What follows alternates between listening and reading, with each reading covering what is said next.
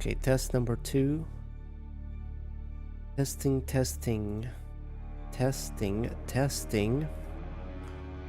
Let's see if it works. Let's see if the audio is good. If it's alright. Crackling, testing, crackling. Testing. I'm gonna hear myself twice now. Works. I need to do pauses. The audio is good. If it's alright. Crackling, testing, crackling. Testing. Yeah, let's see if it's working. I'm gonna hear myself twice now. I need to wait a little bit. Although it's gonna be multiple voices of mine, it can be quite hard to understand what's happening. I need to wait a little bit. Although it's gonna be multiple voices of mine. I don't know. So far, so good. But last time it was almost instant. Understand what's happening. Last time it started having issues. The microphone started having issues right away. I don't know. So far, so good. But last time it was almost instant. Understand what's happening. Last time it started having issues. The microphone started having issues right away. This time, I think it's good. I'm gonna keep this just for now, for a little bit. I don't know. Just to double check. I think it's good. This time, but I have no idea what caused that issue. Well, it was the mic definitely. Because just to double check. After trying for multiple times, eventually I lost any audio. Game audio, computer audio, nothing was registering anymore. So yeah, restarting the PC helped. So yeah, I'm not sure what really happened here. But it still took me quite some time because I tried different things, different methods. I'm a little bit paranoid though, so I need to jump in because I tried different things, different methods, and double check if it's still going good. Paranoid though, so I need to jump in because I tried different things, different methods, and double check if it's still going good. Okay, so far so good. So far so good. Hopefully no more issues with the audio. Hopefully, I'm so paranoid now that the audio is gonna break again that I feel like even starting the game. Hey, what's up, Gabe? Gabe, can you tell me if the audio is okay? Because, oh my god, I spent quite some time trying to fix the audio here. And I'm still not sure if it's fixed. I think it's fixed, but I'm not 100% sure. So let me know if you hear robotic voices or distortion on my end. Sounds good. Yeah, I don't know what happened. When did I start? Yeah, that was like almost an hour. Actually, yeah, it was like an hour ago. I started streaming and the audio was instantly bad. Crackling, robotic voices, and nothing worked, nothing helped. And then my entire PC audio broke down. Nothing worked at all. Like, I couldn't even hear the game anymore. And after restarting the PC, like nothing happened. So, I have no idea. Why is there scary music playing right now? I don't see any storms happening. Anyways, hopefully the audio issues are fixed. Now, my plan for today is to basically do something about this base. Why is there like this shimmering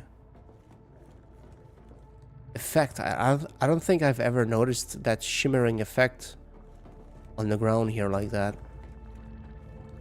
All the graphics are doing it. Anyway, I need to set up this base, or I need to move everything from down below to up here, because this is a much more comfortable way of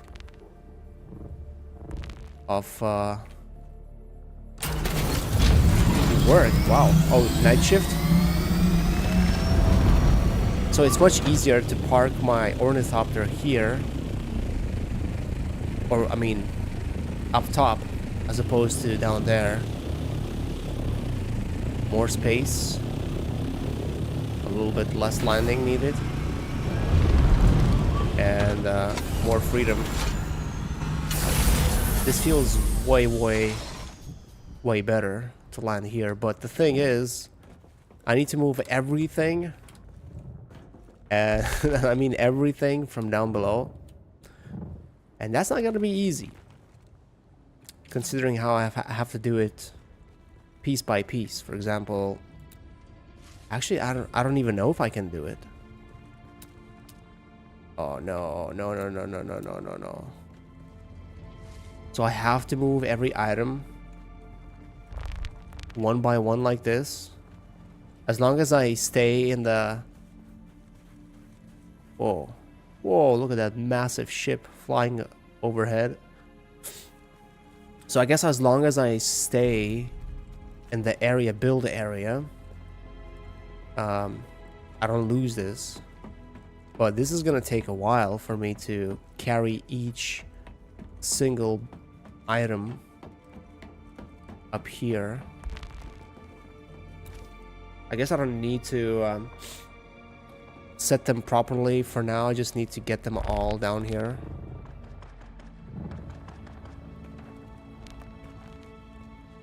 Yeah, and the thing is, I'm thinking about...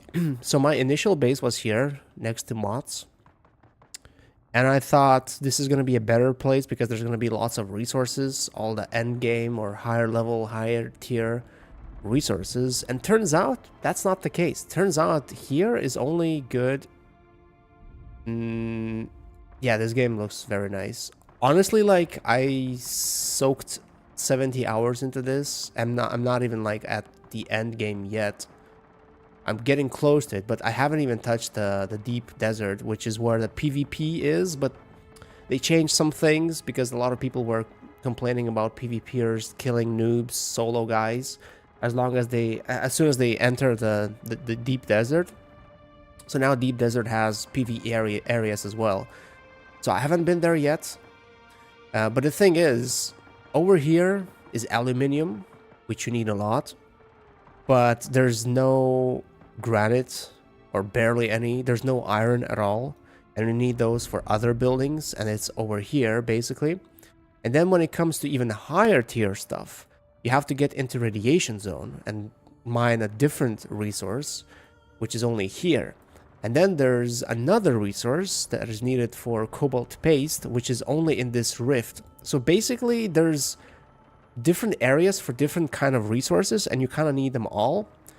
And traveling from here north all the way to here is not very good. But like this base, this old base that I had, I think it's actually central. It's very good to reach all sides. So I think I might move back.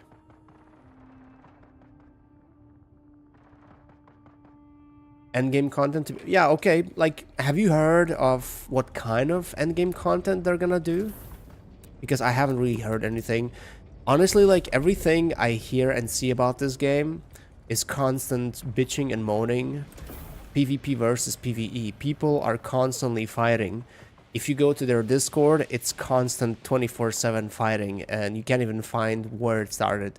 I even watched Twitch streamer for a little bit, One Peg, and he was bitching about how developers made it too easy for PvPers and how PvP guys are now getting punished or something. I don't know, like he was not happy about the changes.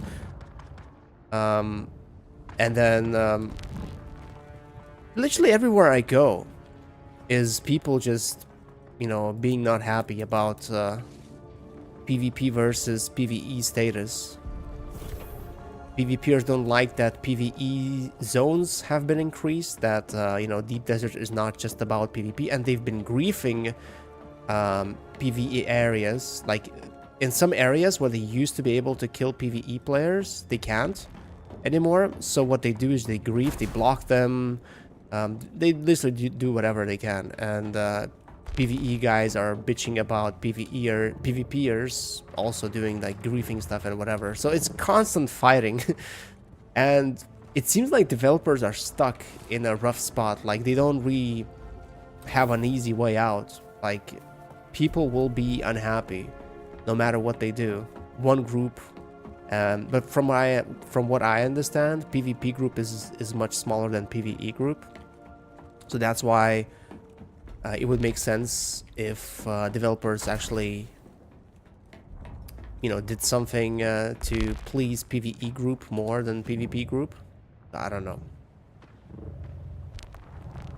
Dude, like, the thing is, there are so many PvE missions in this game. I've been doing them quite a lot. It's not like I do one mission or two missions and I go, you know, build my base for 3 hours. I actually barely built my base. Like, I literally started building my base 2 days ago or something like that. This is what I built in like 2 hours, and I figured that I didn't do a good job. But yeah, I've been doing a lot of missions, a little bit of mining, and I'm still not done. I'm not like even max level. I don't even know what max level is with a house, because you can side with either Harkonnen or Atreides, and then you do missions, specific missions to them, and you level up and you gain skins. Like, you basically can unlock skins that you can later on use on your armor, on your ornithopters, your bikes, your you can even buy furniture, specific buildings. So yeah, and they cost quite a bit, so it's a money sink too.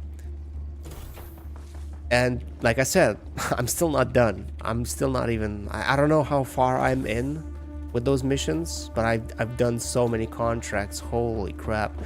And interesting thing is, some of those missions actually give you a little bit more of a backstory of the lore of the universe. I'm sure if I read the books, I'd know it better. I'd be able to recognize more things, because now I recognize some things but not too many things. But yeah, there's like quite a bit of backstory.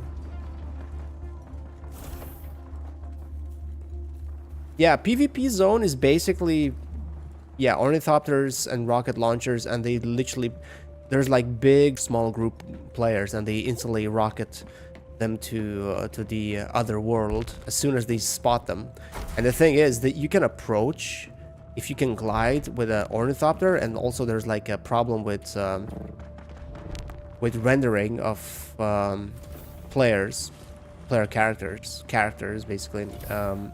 So you can mine, and I saw so many videos like that on Discord, not Discord, on Reddit, where people just, you know, a solo guy just mining spice, minding his own business, and boom, out of nowhere rockets land and like demolish him, like multiple rockets land and kill him and his ornithopter.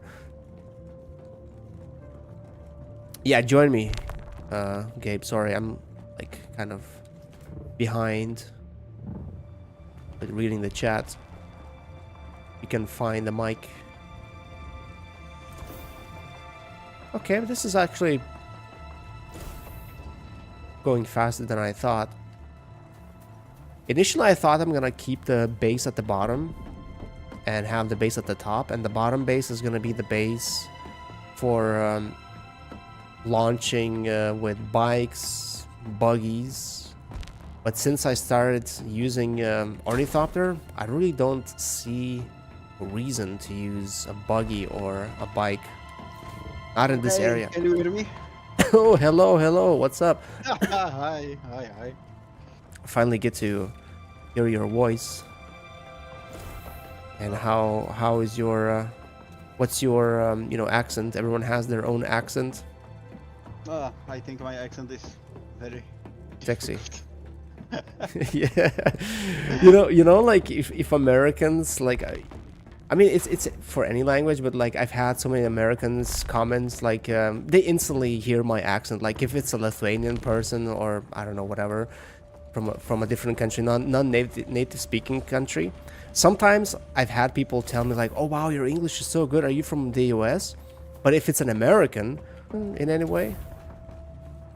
You mean our language, Czech language? Yeah. No.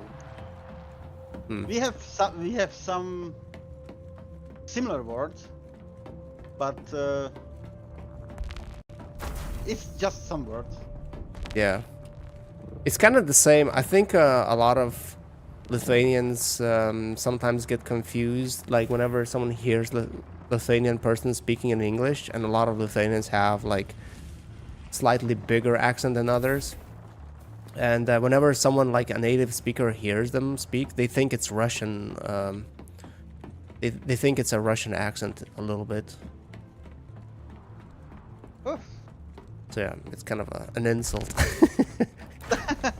Instantly. Nowadays.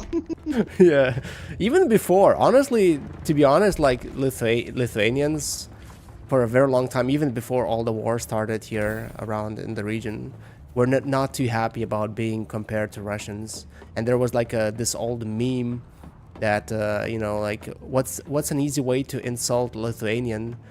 Ask them if they're from Russia or if they're Russian, if they speak Russian. So In here is the same as you said. The Czech person is Slovak. oh, okay. Or Polish. But this is funny. Just funny joke. Yeah. I mean, in Europe we have so many different languages, different cultures, and neighboring countries always have some kind of a beef. Oh yeah. Like we have so many jokes about Polish too, because you know Poland is well, honestly, like the bigger the country is, the more jokes smaller countries have about them. Like you know, French, German, everyone has a joke about those countries. Oh yes. And French and Italian. About Czech though, like I don't think we have a single joke about Czech, but that's probably because we just live so far. Our cultures haven't clashed much. Oh yeah. And I think it's a mid-distance meaning, huh? Yeah.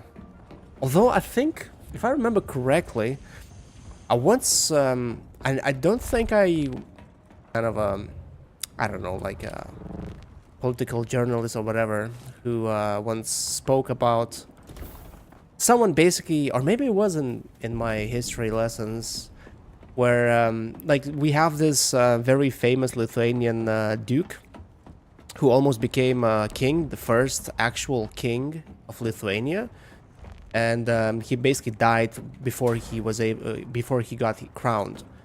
And he was very famous because he basically made Lithuania massive. Like Lithuania was one of the biggest countries in Europe in medieval times under him.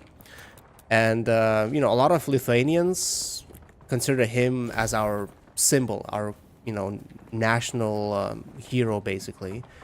And I think I remember someone saying that, and I think it was Czechs who probably don't like him too much because he was, at some point, I don't know why, I don't remember exactly, but at some point in our history, he was doing something in Czech Republic. I can't remember exactly. I think it was Czech.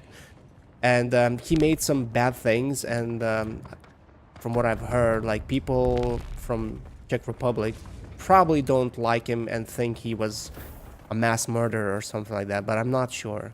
So does Fascinating. I never heard about it. yeah, Vytautas. Have you heard of that name ever? Vytautas. Okay. I look it up. Look it up. Yeah, look it up, because I'm actually curious now that I get to. I actually used to play with one Czech person before. We used to play Hunt a lot, but I kind of forgot about that, so I never asked him. And he was also younger, but you might know. So yeah, look it up. I can even like send you a message how to spell his name, and I probably should do it myself too. Please do. Yeah, give me a second. I'll Okay. send you Okay. a message on Discord. Because I'm curious, I probably should have looked it up myself, instead of just asking. I probably should have looked up myself, but I just remembered for some reason, like Yeah. it was deep in my memory somewhere. So give me a second. We never talked on I personal still have the time, messages. so I still have about 25 minutes, so it's all good. Okay, that's what we call him. The second word, the Didysus, is basically the great means. So Okay, okay. the Lithuanian Duke vetoed us. See if you remember, if it rings a bell, if you learned about him. Maybe he was participating in. I think he was like participating in some kind of a. I'm not sure if it was a rebellion or he was helping basically someone in Czech Republic or somewhere around those areas. But I'm not sure how significant it is. Maybe it was a minor thing that not many people know about. But if anyone would know about it, you would probably be the person to know about it. I assume you know quite a bit about history, at least your countries. So what I read here is in 14 to 22, the Hussites offer him Czech crown, Yeah. I remember now. Yeah. but they fell off of this agreement. Why? Is it said why? Nope. this is just small live text of his. So it wasn't Why- significant in your history then? Not too much. Yeah, okay. So maybe whoever was talking about Czechs hating him, maybe they were exaggerating it a little bit. I think it was be about his my god. Because he sent an ambassador to Hussites. Maybe the Hussites hate the ambassador. Yeah, but That may be an explanation. yeah, but even then, it's not like a huge thing in your history where you No, remember no, and no. you like have a day where you burn Vitota's doll No. in public. No. I think this not. That'd be funny though. Okay, so yeah, it probably was exaggerated then. Whoever was telling us about him not being liked in Czech Republic. But the connection is here. Yeah, the connection is. But I mean, to be honest, like, Europe is not that huge, so Oh yeah. there In has medieval to times, be. the connection between royalty families is too common Yeah, in countries. yeah. Or kingdoms. Like my city where I live, so it's basically a Prussian city originally. I believe it was Prussian. We even had the Prussian king even lived in our city for some time, not too many years. And now Prussia is no longer. Prussia doesn't even exist, and their language is extinct too.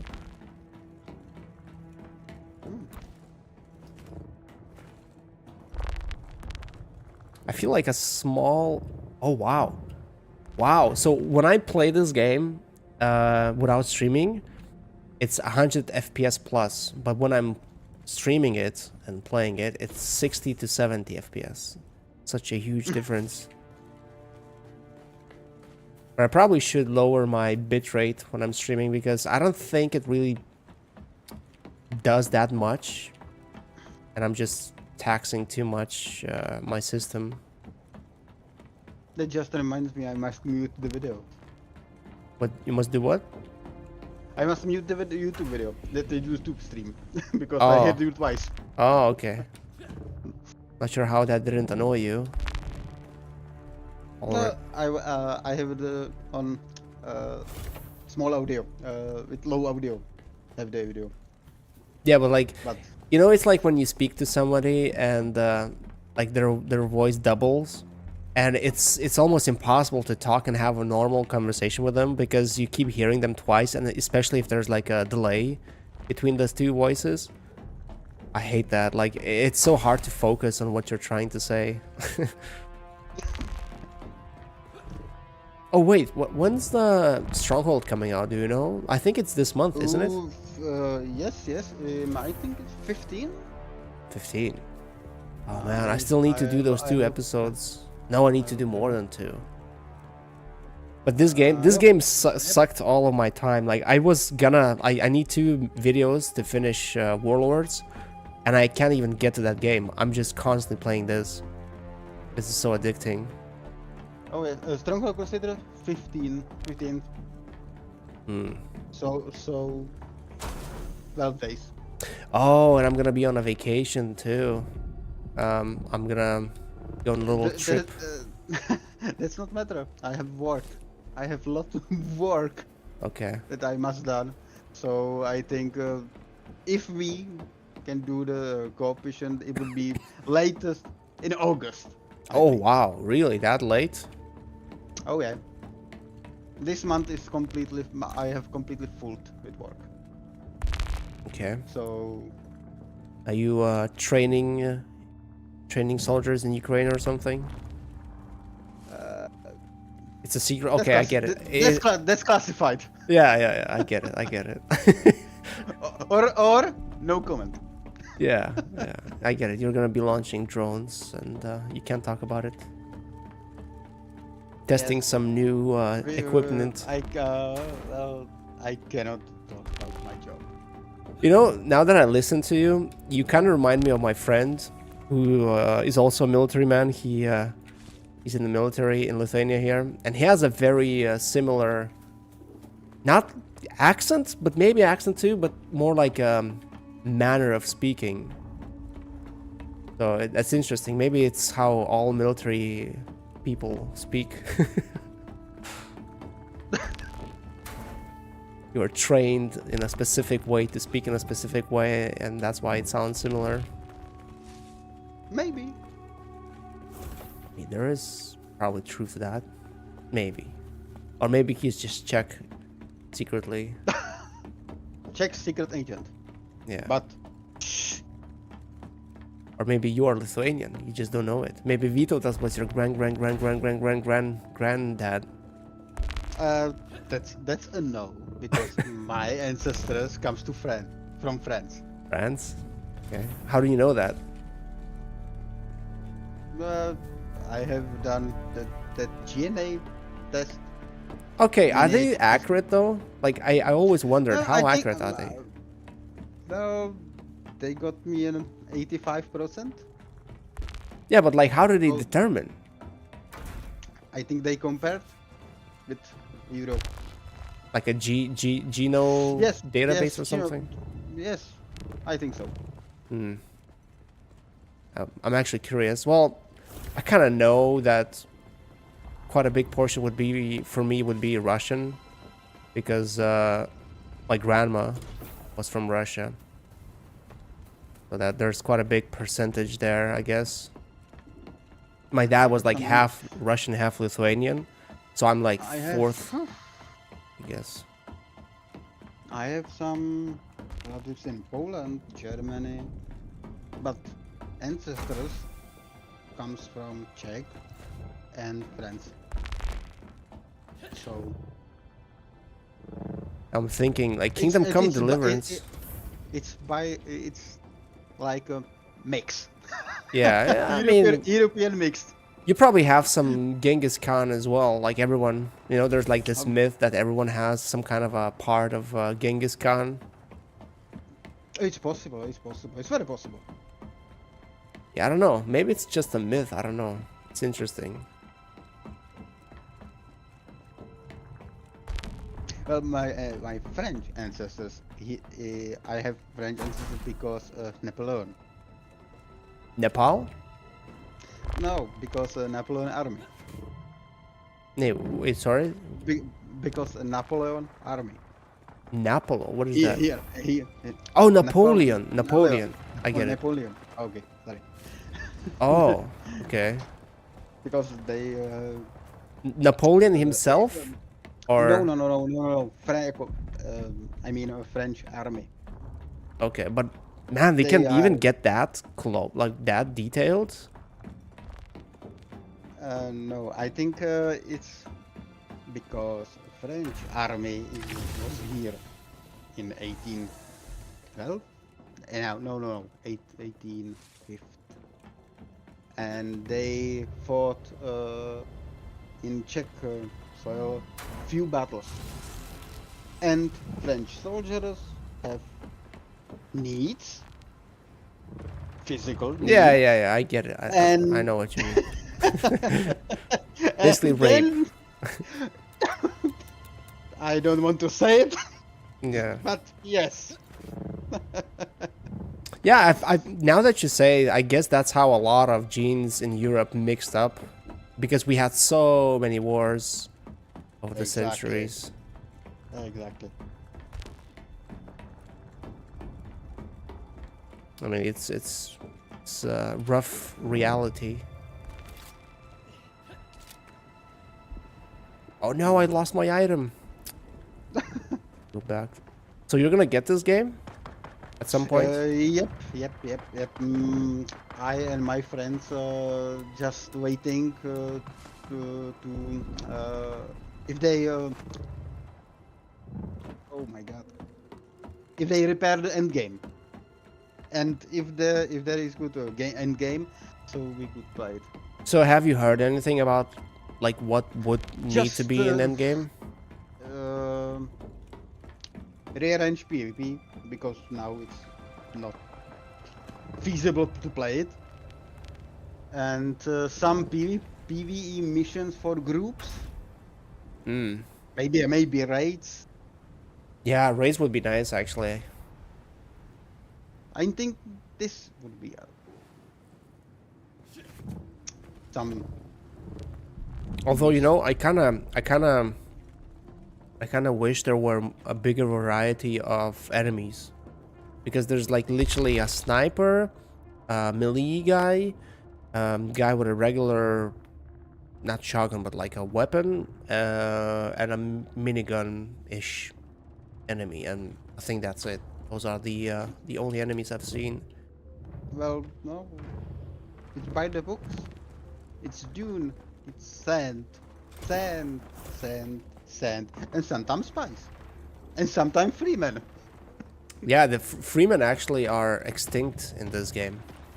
This game is following alternative timeline. Oh no, it's alternative timeline. Yeah, like in the movies, in the books, Atreides was attacked by Harkonnen, and Harkonnen took over Arrakis, right? So in this game, in the intro they tell you that the attack failed. Atreides was able to defend themselves, and Atreides is still in power, if I understand correctly. And now there's like this, I think it's called a war of assassins. Basically, Atreides and Harkonnen are at war, but they're not actively doing it.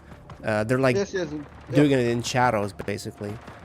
And an Imperial Sardaukar, they basically eradicated Fremen all over the, Arrakis. Although they're probably not completely dead, because there's this dialogue option everywhere you go where you can ask like, "Hey, are Fremen still alive? Are they all dead?" And everyone's like, "Maybe, maybe not. We don't know."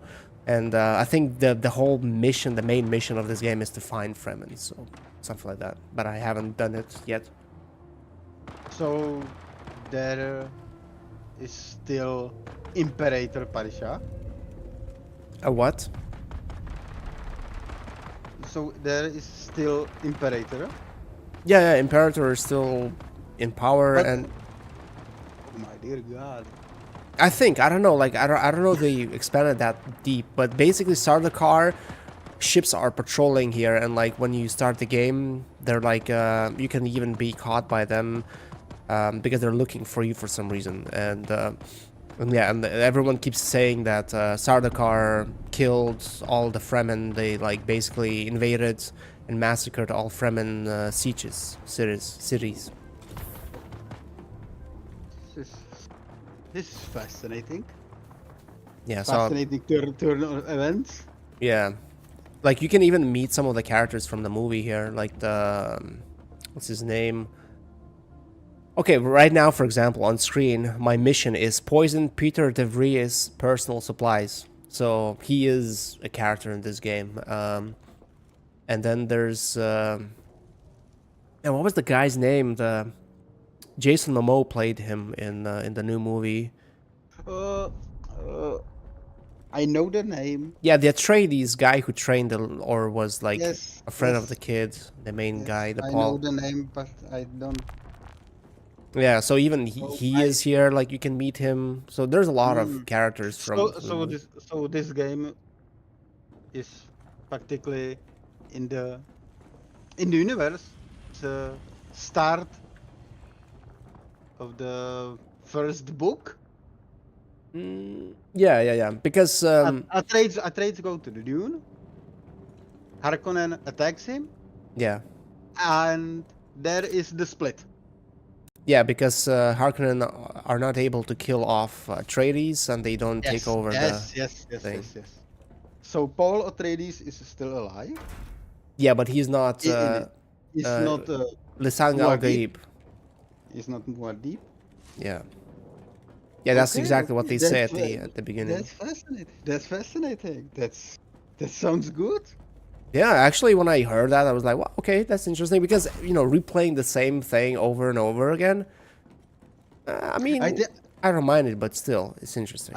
I first think that was a game in this universe was in past. Mm, I don't think that it's in the time of the books. yeah. Well, that's fascinating. And you know what else is fascinating? At least for me. So, have you played Sega on Sega? Have you played Dune 2 on Sega or PC? Yes. So, like Dune 2 Battle for Arrakis on Sega was my very first RTS game ever. Like that was the first addiction I ever had. And I only after playing this for I don't know how many hours, I found out that there's radio stations in this game. Like in GTA, like they have shows, they talk about stuff happening, and there's propaganda in between, stupid commercials, and there's this one channel where you can listen only to the music without all those shows, and it plays some, not sure where they are from, but they sound like remade songs from old games, but there are actually same music from Dune 2 or maybe Dune 1 as well. Ooh, Maybe those ooh. other songs are from Dune 1 actually, because I've never played that. So when I heard it, I was That's like, wow, this is amazing. So I just listened for hours to the old that's tracks nice. from old games. That's nice. Well, the time is up. I must go. Yeah. Sorry. No problem, Uh, man. It's nice that you kept me some company. We were able to talk about some history, some Dune. Maybe next time. Yeah, Will be I longer. mean, yeah, I think if I'm gonna be doing this more, I'll just hang around the voice channel so that people can join in and we can talk about random stuff because this game is not the most active one, so there's some filler needed sometimes. Mm, I know what you mean. If I when I play Skulls and Bones or Star Trek Online, this game it starts to be too repetitive Yeah, and boring just to look at it and play it. yeah, you need some kind of a podcast to play in the Yes, background or yes, something. yes, yes. Yeah, that's what I did too for the past few days. So next time and bye bye. Yeah, thank you, man. Have a good day at work. Okay, thank.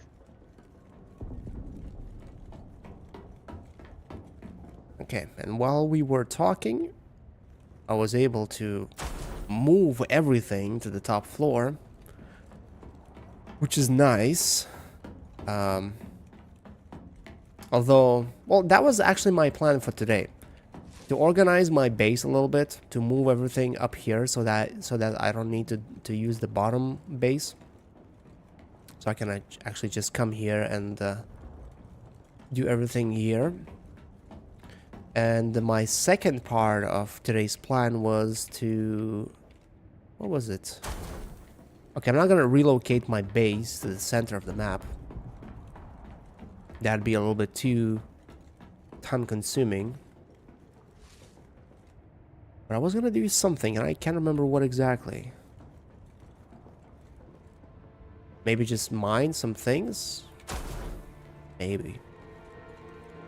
But let's finish setting everything in place so that it's a little bit more organized.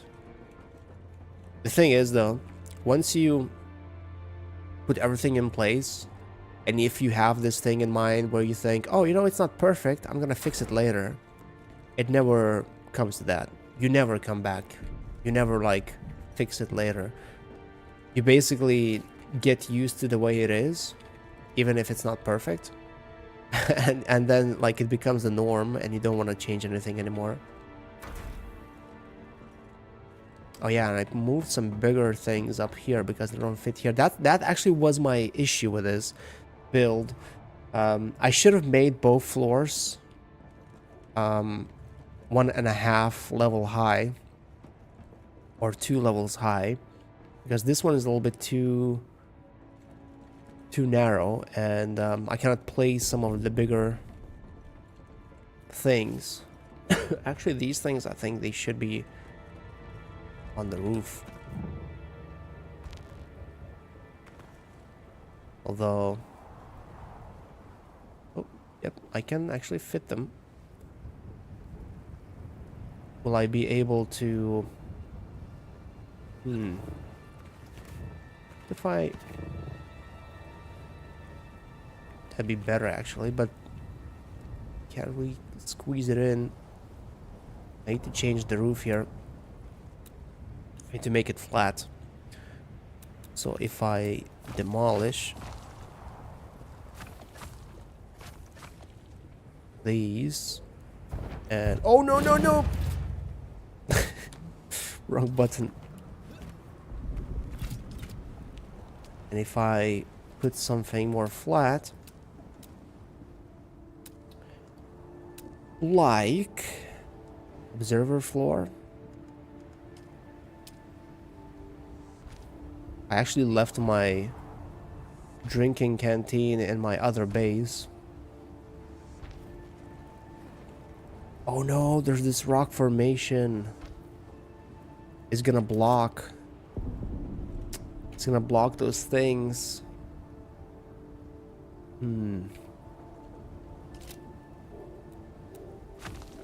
Forgot that.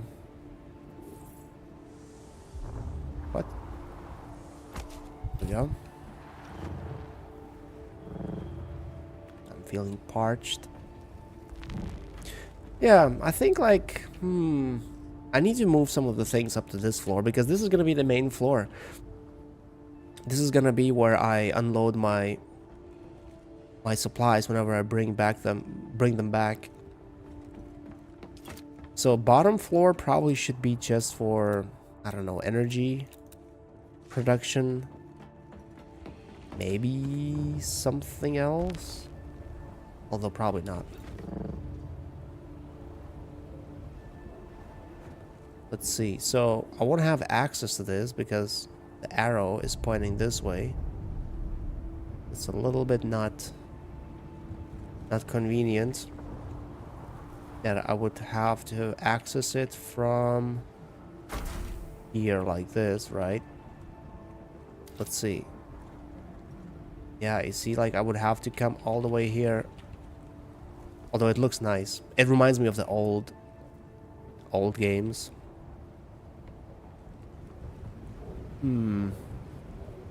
Yeah, I guess it can work like that. Actually, not too bad.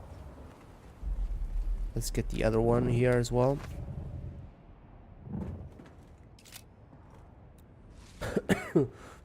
Oh wait, so these are the only things that didn't fit into my bottom floor? Or did I not move the big ones? Nope. Not like this.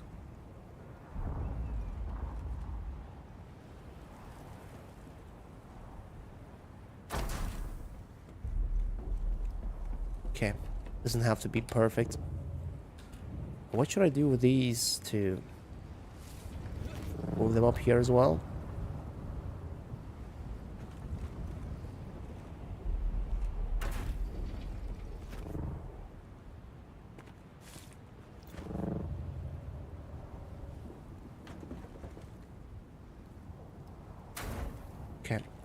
the only way for me to know if this looks decent will be to use an ornithopter. Right, so I think I need to move everything upstairs except for the power generation. So maybe I should have kept power generators on this side somewhere, so that you know, it's not too much of a hassle to access them.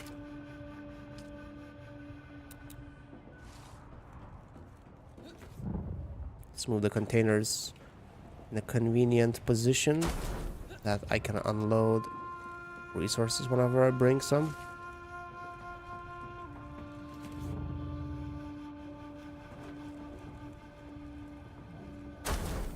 Like so. I need to actually make more of those.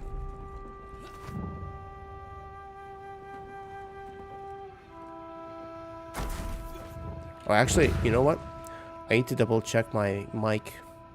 I hope it's not crackling, and I haven't been doing this crackling thing for all this time. Because on Discord, for all I know, it might sound nice.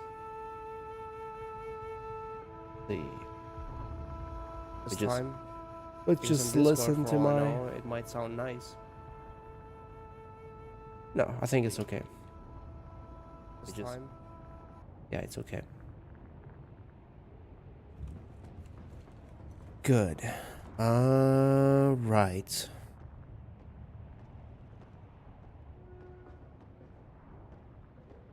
Oh, there's a shot. I thought there was those are footsteps. I thought someone's walking around in my base. Are those shots? Oh yeah, okay, they are. Although I saw a post on Discord, not Discord, on Reddit, where people were saying that there are ghosts in this game. Like, you can actually encounter some ghosts in some areas. I assume those are like fixed areas, if that is true. That'd be interesting. And I saw another player come to one of the looting areas, not looting areas, but one of the places where NPCs spawn. And that player killed 3 NPCs, and those NPCs were ghouls. They looked like ghouls. They looked like zombified human. And I was so confused, and I thought, wait, what happened? I thought that, you know, maybe the developer did something and that cave was turned into a ghoul infested area, even though I haven't seen any ghouls in this game. But then I went deeper because that guy just left. I guess he saw me and he figured he doesn't want to, you know, stick around. So I went deeper expecting to see more ghouls, and no, regular NPCs. I'm really confused. I'm not sure what happened there. I don't know where those ghouls came from and why specifically they were ghouls when that person killed him, but anyone else was just regular NPC.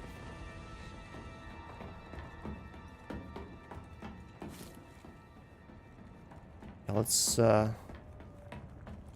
put the things I will want to use in a more convenient place so that I can just go on and do a little bit of farming, looting something. Yeah, okay, those generators are definitely not in a convenient place. But then I haven't really restocked or used those generators except for turning on or off the power to save some power. But other than that, I haven't really used them for days. So it's not really important for you to see them and have them in a very easy to access place, I guess. So we're gonna... But this is gonna be the fabricator's place where I'm gonna be making stuff. This side.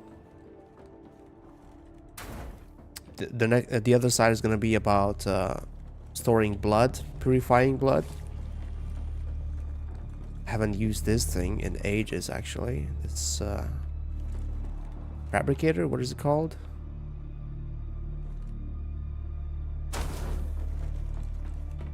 That's why the power is off for it. This equipment actually reminds me a little bit of Theme Hospital that I used to play on PlayStation, and that I actually that was my first series on my YouTube channel, actually. First walkthrough series.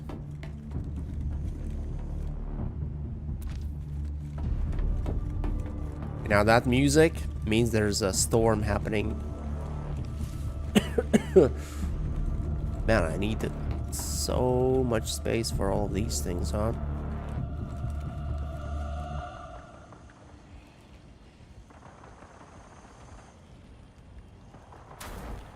Okay, I probably should bring the last two things. I think the last two. Well, I have way more containers than I thought. So these water things, I don't really need to access them. I don't think they are needed upstairs.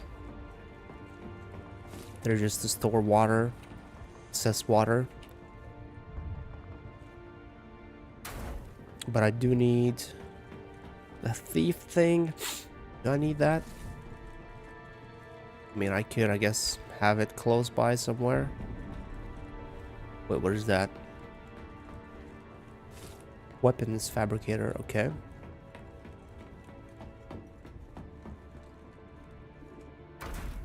Right, and then 2 ore refineries will be upstairs next to the blood stuff. And that will be it.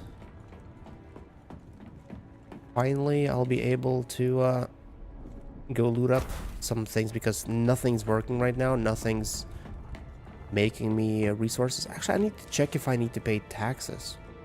It's been a while since I paid my taxes last time. Okay, let's check. Actually, you know what? That console would be better up here.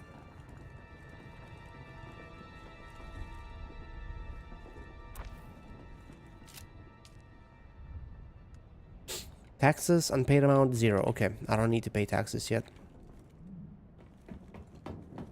Right, so we have what? Water. We're not making any resources right now. Well, we are, some.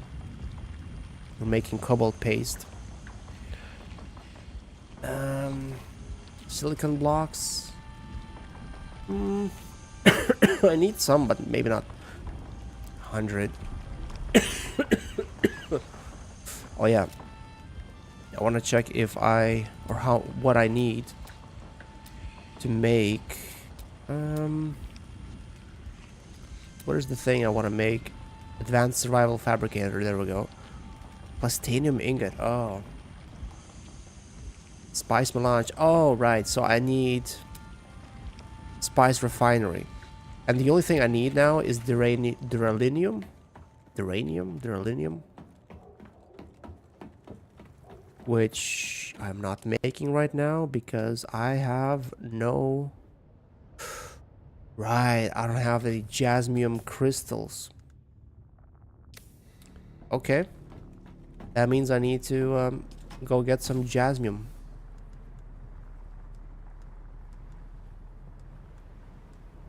I need to have as little weight as possible. Actually, I don't even need these.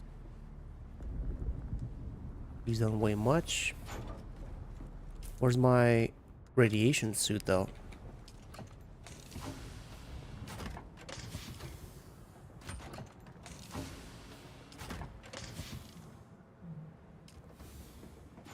Right, and I need to drink.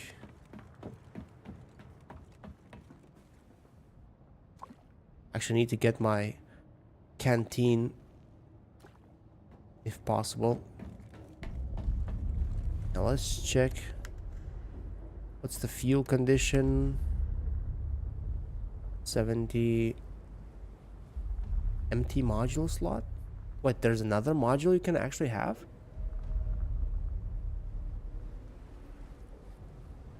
Wait, really? I thought you could only have one. That's interesting. 81% fuel. Well, I don't have any more fuel.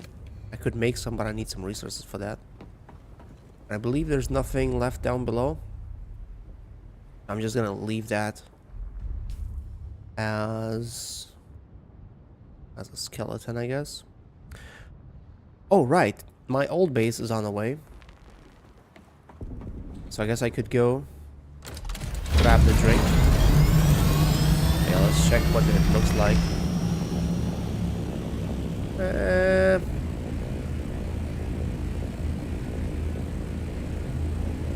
I guess it's okay. Nothing fancy. I've seen some really fancy builds though. Some people really put a lot of time and effort into making their bases look very magnificent and beautiful, whereas mine is just a regular base. I don't even have some of the especially nice looking building stuff. Like some people make their bases completely black, or they have these specific green roofs. Some people make their bases round-ish. I don't know, like there are different things. I guess I would love to do something like that, but I feel like I don't really have much of not imagination, or like time to think of some cool designs like some other people do. Like whenever I used to... Okay, that looks pretty nice. Yeah, that's a different type of a roof I can't even build, I think. Although the bay is not too big. You can see an ornithopter sticking out. But yeah, I don't know. Like in Conan, when I used to play Conan a little bit, I didn't play it too much though. But whenever I would build a base, I would never finish it fully. I'd get bored. I'd build the basics, I would start furnishing it, making it look nice, and then I would just give up. And it's been a thing forever. That's my little base. This is where actually I kind of want to move. As you can see, this is such a tiny base. But I could technically expand it to the left here. And then up top, unless that base is gonna intervene. I kind of want to actually do that. I don't know if I have the resources though to expand my base. But I think this base is in a much better place, like I mentioned before. Okay, so I left the blood bags here. Yeah, there we go. That's the thing I was looking for. You know what? I'm actually curious. I want to see if I can bring and expand the area, build area for my base before, you know, anyone else expands and I cannot do it anymore.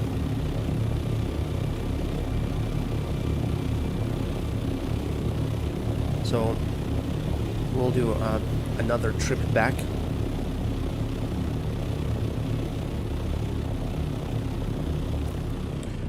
But still, I don't know.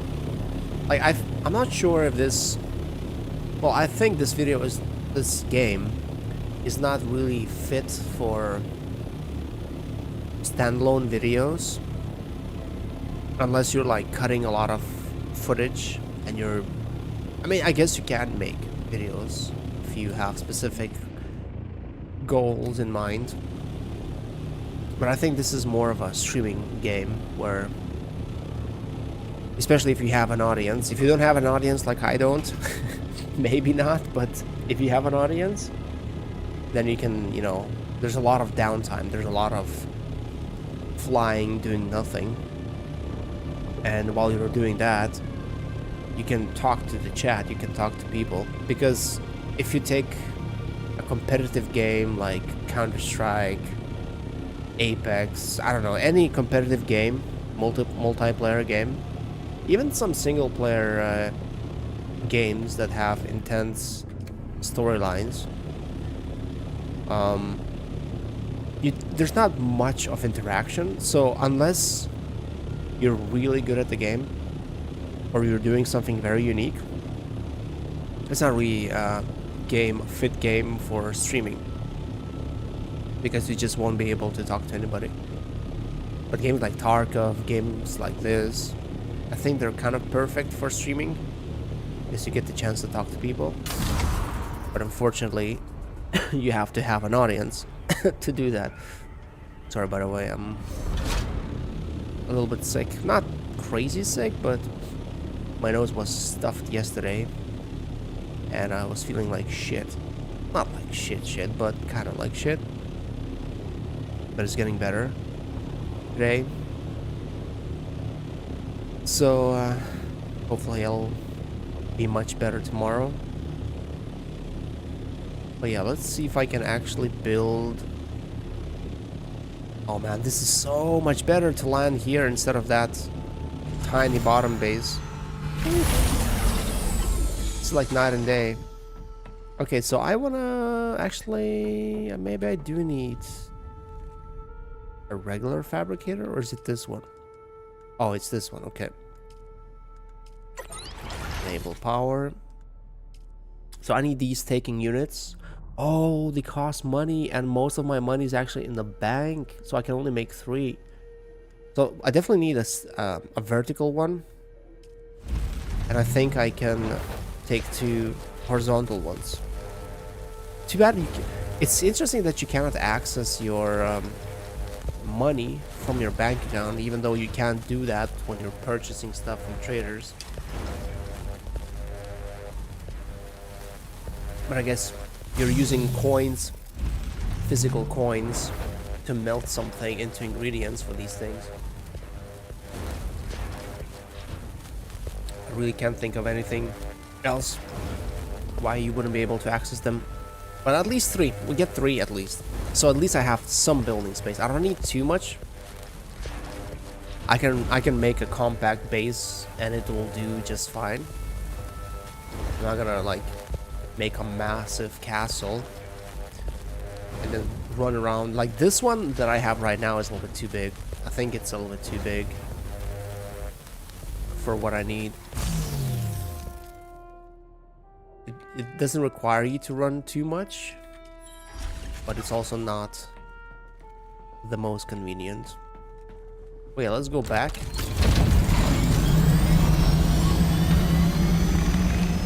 Oh, I'm gonna crash. Okay, maybe not. By the way, crashing does nothing. There's no impact damage, which is a nice thing. If that was not a thing, I would have been dead so many times before.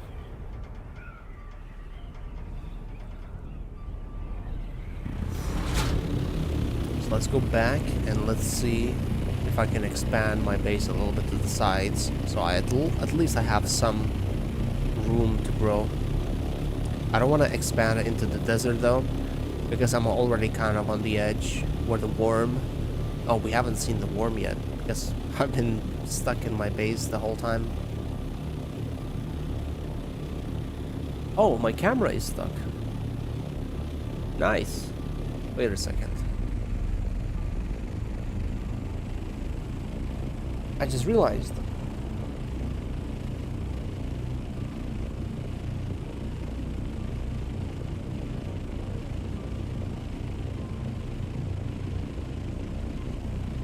Oh, that's interesting. Nothing's happening.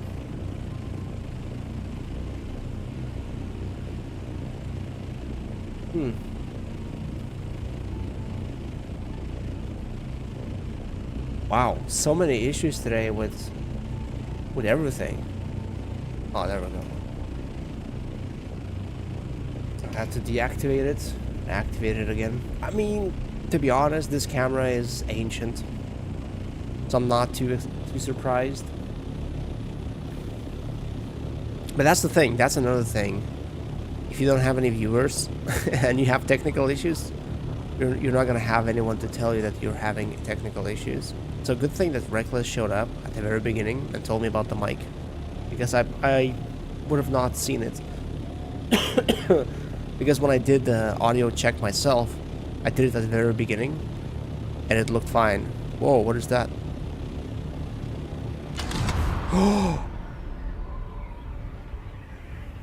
Does that mean the sand... Oh, that's an explosion. I thought that's the sand storm coming. Sandstorm is not coming, right? That was just the explosion. Spice explosion. Basically the big worm in the ground farted. And it created a spice. Little spice source for people to mine. Oh my god, oh, thank god. I thought for a second that I forgot these back at the base. I'm so glad I didn't.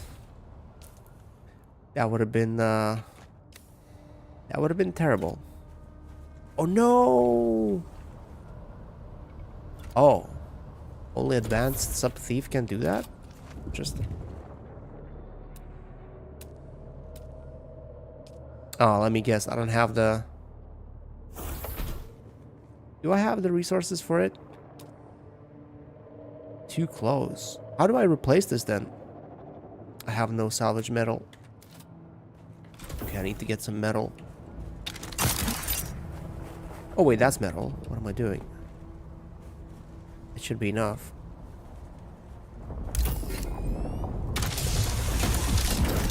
There we go. Whoa! What is happening over there? Oh wait, is that where the spice explosion was? Did someone actually die to the worm? Were they eaten? Oh man, that'd be funny. Too close.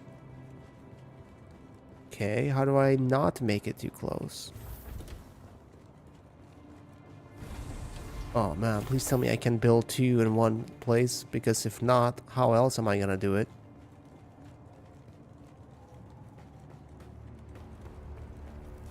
Oh no.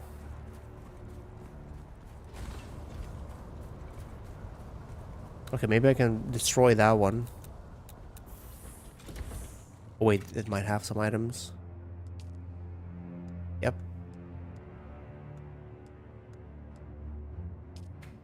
Okay, let's see if I can destroy this one. You're about to delete your sub-thief console. If you do this, any other player will be able to loot your base or take it for themselves. Okay, that means the borders of my zone are gonna disappear. So how do I make another sub-thief? Replace this one. Demolish, no. How do I replace this one? Like a upgrade button or something? Mission, storage, general, no. Because I don't want to build a new base. And I can't. Close to another sub-thief. Huh. Interesting. So I might mess everything up by doing this, but I don't see any other way to do it.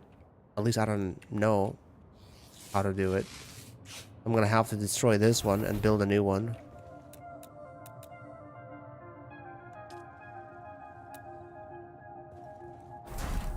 Please tell me the borders are not completely messed up. Nope, let's do it like this. Oh yeah, they are actually a little bit further down now. And they are... Where's the border? It's not touching that guy, but it's close. Fairly close. But yeah, I don't really need to touch anything. I don't think I need to touch it. I don't need it to go that way. So this is the only side I can go to. And wait a second. Does that mean I'm gonna be in the desert where the worm can get me? Yep, this corner is exactly where the worm can actually get you. This corner here. See? And here as well. Oh, I don't like this too much. All of this is actually... Okay, up to here, this is safe zone. But here is where the worm can get you.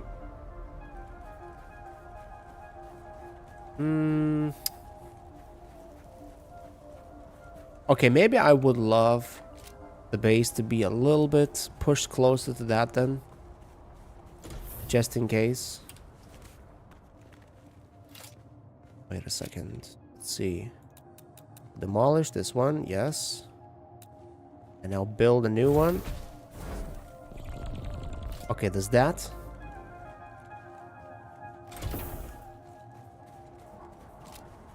Is that closer now, or is that the same? I think it's the same. It's the same. Oh well. Well, I'm not gonna use that corner anyways. So I mean, it is what it is. Use the vertical one. And I don't think I have anywhere else. Whoa. Where was that? I don't know. Oh, I could expand into the desert, but I mean, that'd be stupid, right? Although, look at this.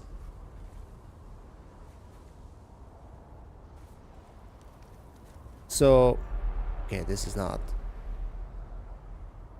it. So all the way up to here I could build. Maybe that not to all sides, but I could build fairly a lot actually. Okay, not here in this corner, but I could still build something because I cannot build to that side obviously because that's Matz's base. But if I have a little bit front here, that'd be not too bad actually. So yeah, I just actually didn't come here for that. I came here to get some resources. Let's put those back. Put those away.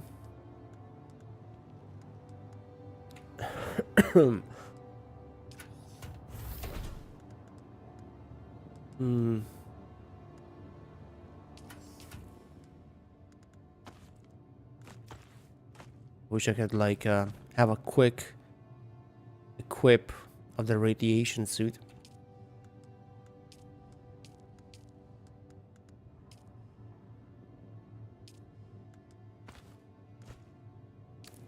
And vice versa.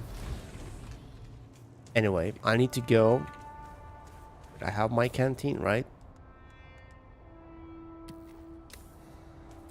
I need to go and get some resources now. So the thing is,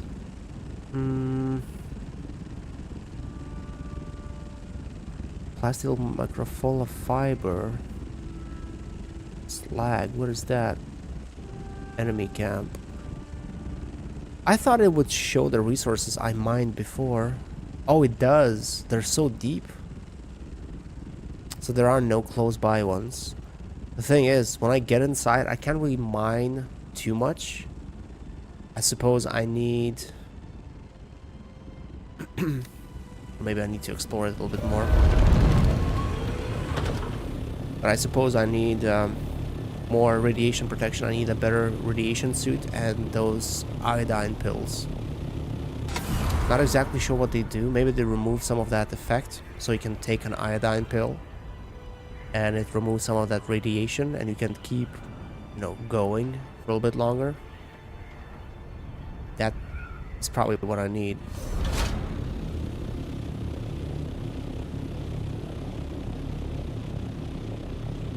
Oh yeah, I left one window open. I was wondering why it's kind of chilly here, getting chilly. Chili pepper. I don't think, yeah, it doesn't seem like there are any rock formations to mine. And yeah, none of these. This is a place to mine, but man, that's far away. But I guess I'll go there. It looks like there's a few sources there, at least. Hopefully my fuel is gonna last, because I didn't fill up. That's the thing, I have nothing at my old base. So I have to kind of start from scratch there. If I want to set it up properly to have enough of amenities. I don't want to, you know, destroy everything in my other base and then come and build it at the new base. Wait, I'm not getting radiation yet, okay? At least we don't have to fly for so much radiation like I thought initially, but we're getting close to the radiation zone. I think that's the radiation zone. Yeah. You can see it. We're entering it right now. Oh, you even get this like sharpening effect once you're in radiation zone.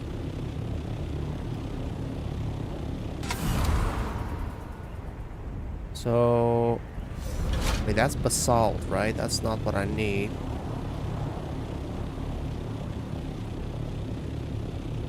Regular copper.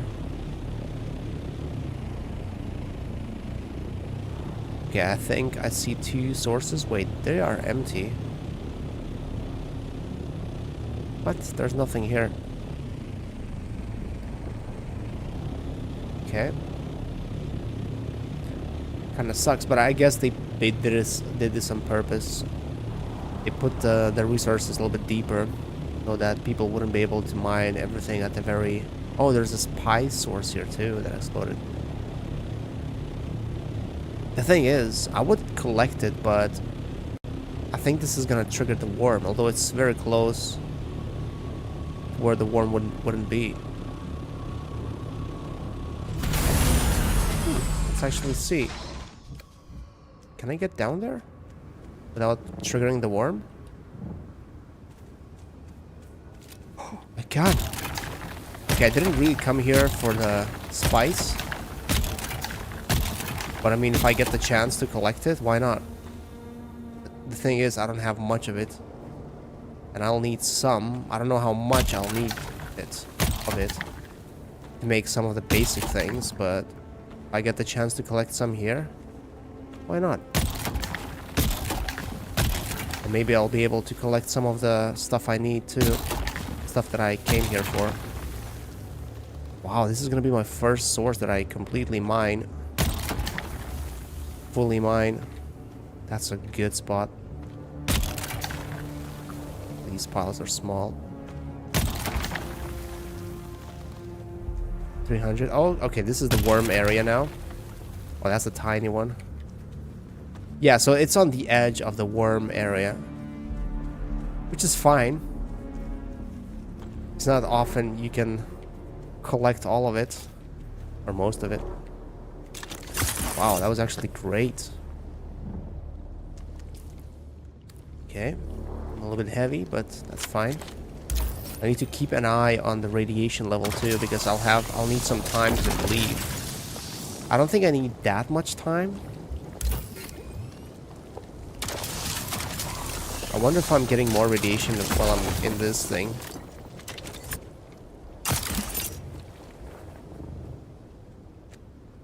Let's see. 500 spice. Wow, that's the most I've ever seen. I know it's nothing. I've seen people mine spice in the deep desert with harvesters, and they're able to have like multiple stashes, not stashes, multiple squares of 2,500, which is insane. I'm almost half irradiated. Okay, there more? I don't see more. So not the biggest source of the stuff I need, to be honest.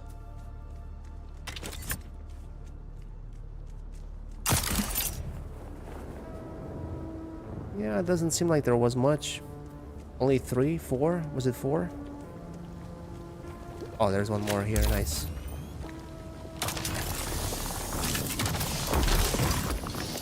Although I'm gonna bring 200 something, which is much better than nothing. I don't remember how much I brought last time. I'm halfway irradiated. And is there more? Not sure. What the hell? There's people here? NPCs.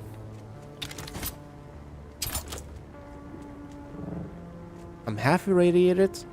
I could pick up more, but I don't see any sources.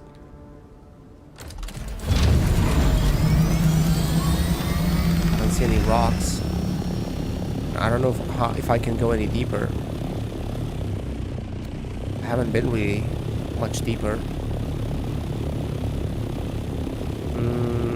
Yeah, I don't want to risk it. I don't know what happens if you get irradiated. You get fully irradiated.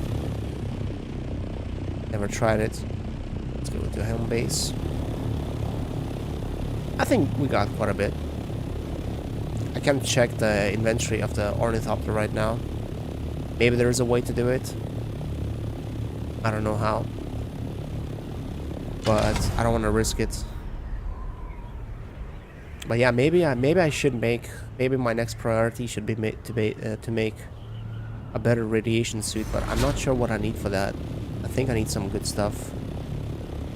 I did get some spice. Not sure how much spice you need for certain things, but you need some of it for some of the later gear.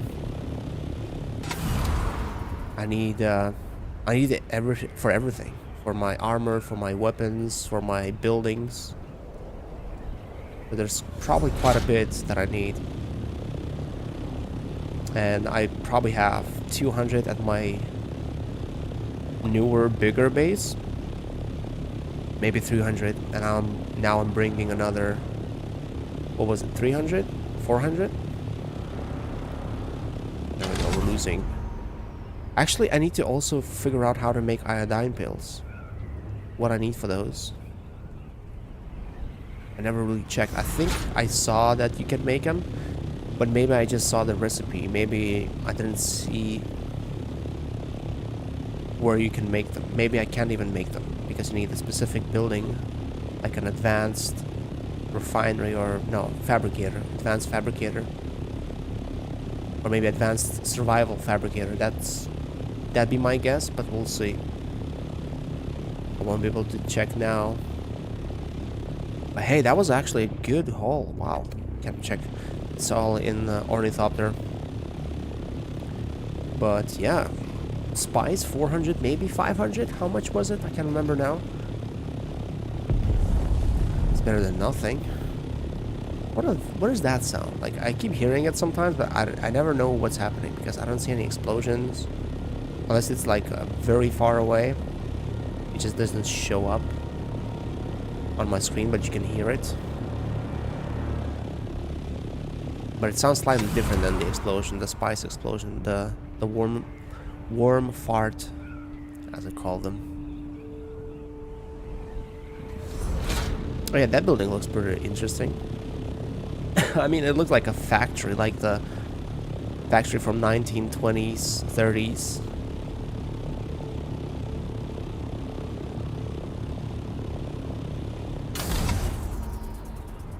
The thing is though, I have nowhere to hide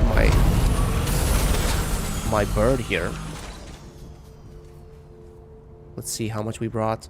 500 spice and some jasmine. Oh, come on.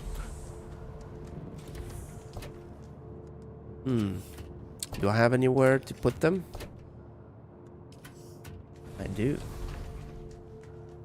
Now, what's with these doors? They don't react normally. Right. Yeah, that's not a bad haul. If I didn't mind that spice, I would have brought more jasminium, whatever it's called. But that's not a guarantee because I don't know where else they are. That's literally the only spot I ever mined them from. Yeah, kind of split them up.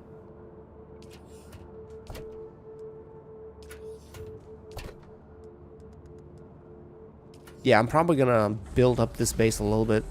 Actually, let's see how much space we have now. So we have all that space into the desert that we can't really use. There's like a triangle base, and we have a little bit of room above too.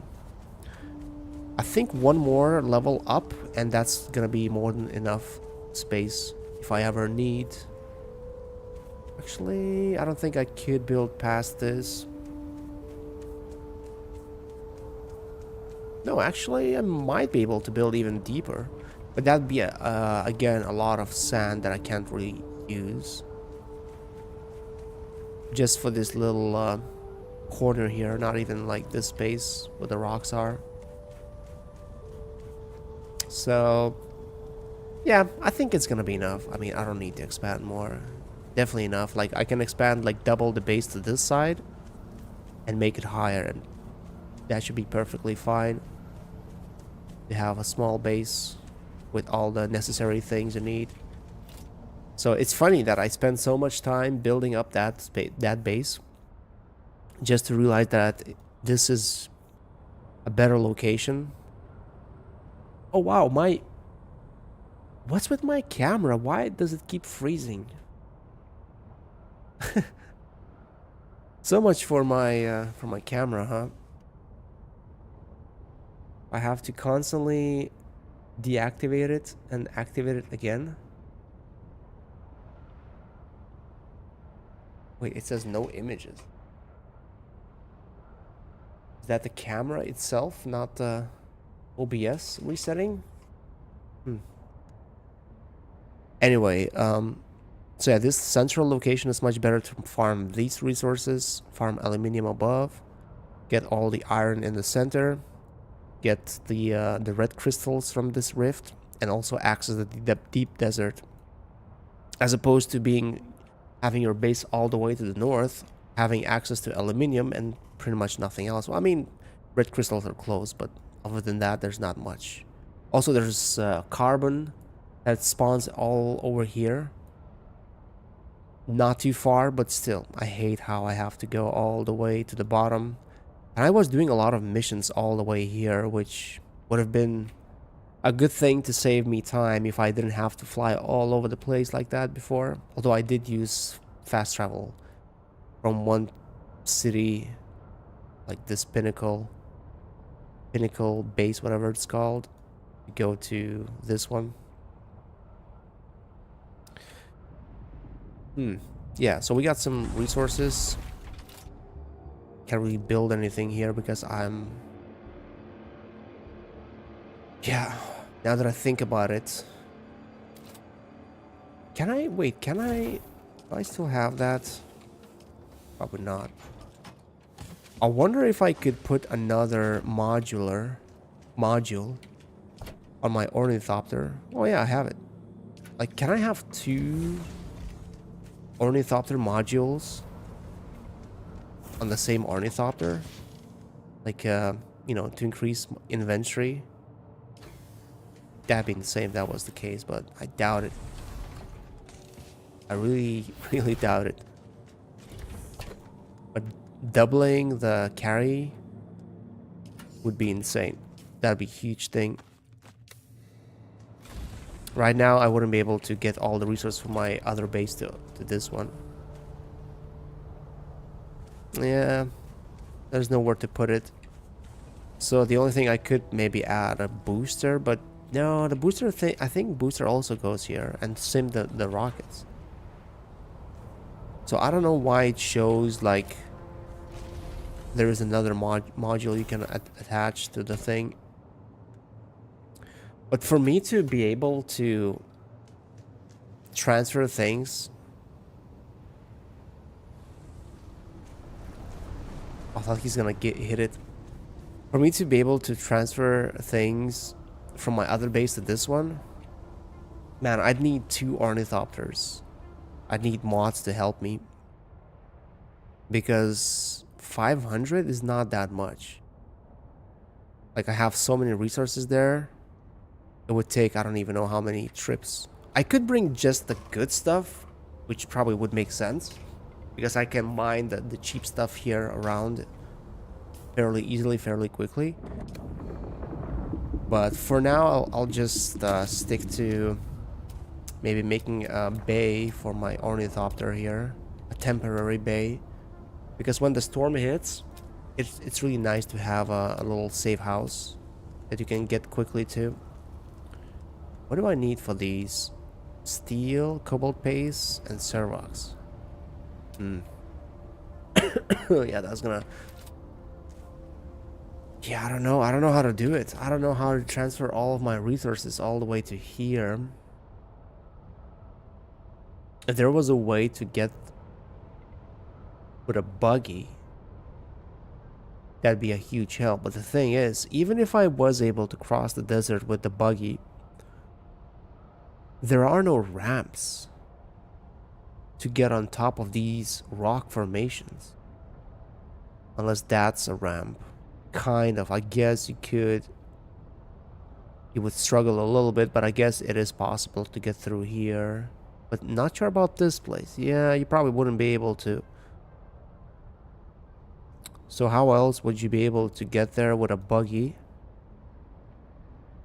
Here, maybe? Not sure if that's even possible. Like, then go around here.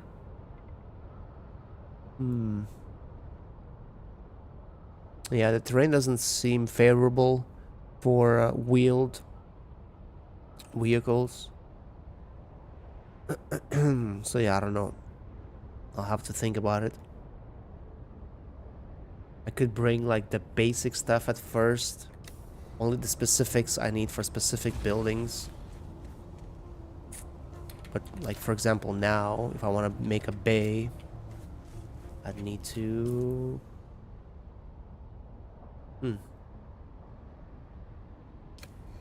I do need the resources, actually. The jasminium, to be able to make the good stuff. How much was it, though? I don't think it's even half of the plane's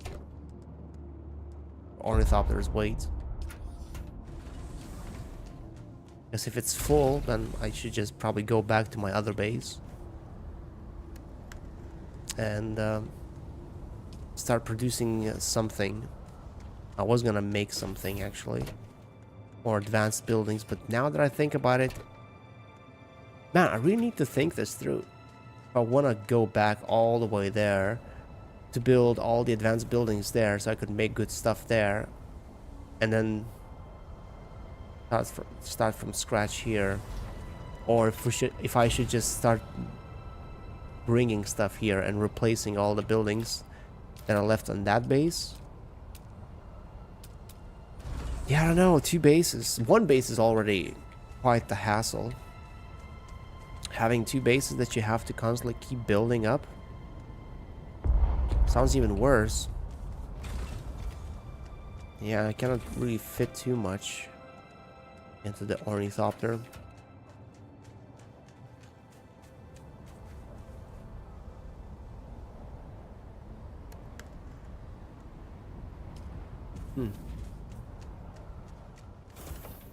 Yeah, I guess it's like one of those things where you're gonna have to think about it, how to do it. Wait a second, I have no missions? Except for this one? No way.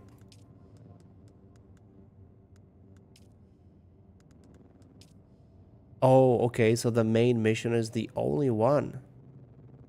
It's in Kharkov village. And then there's also in Kharkov village. Okay, well, I guess we can do that.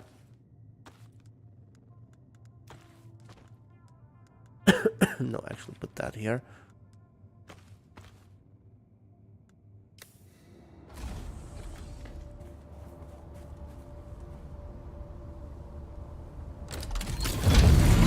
Right, okay, so I need to get to the trade post so I can fast travel to the Kharkov village. I assume you can do it yourself with the ornithopter if you go to the edge of the map, access the world map. Oh, wait a second. Low fuel.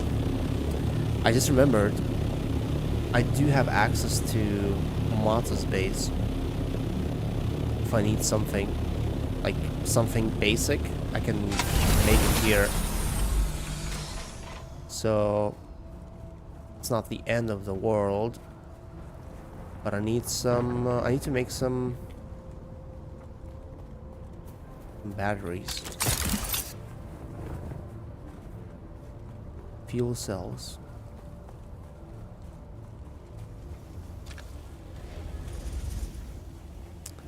Oh, I think I remember there was one on that side. Man, I love these two skills combined. You can travel such far distances. I think there was a battery pack here somewhere. No?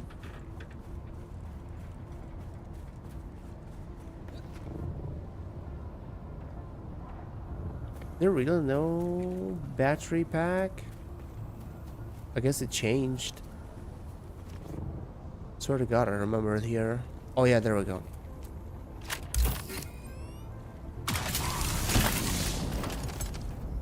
Right, okay. So let me make fuel for my ornithopter.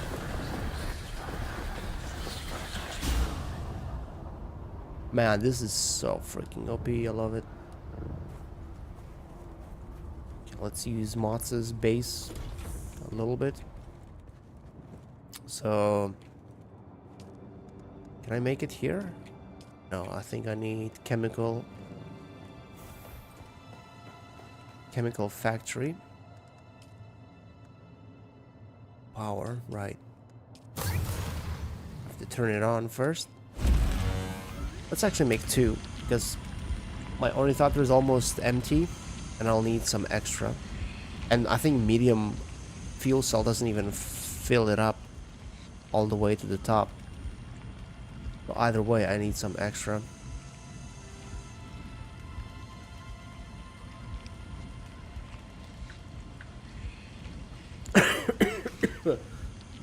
Oh man, I love my camera. It's so great. Best camera ever. Guess we don't need it then. If it keeps freezing every 2 seconds.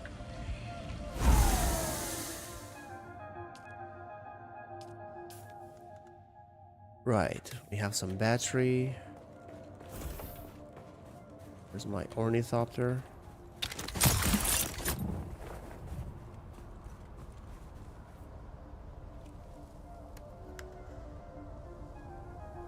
Oh, it's actually full. Interesting. It was enough. Half of it was enough to fill it up almost fully. That's nice. Anyway, let's go to the Harka village. The Harkonnen city. I actually like how much detail there is in Arrakis, in Harka village. I just wish they felt a little bit more alive. You can see some people running around here and there, but it's not too many. But then again, I'm playing on a fairly unpopulated server. It says low population, and I think other servers are definitely more populated. But I just wish the NPCs in those cities were doing a little bit more than what they're doing right now. But I guess that's just a little bit too much to ask for.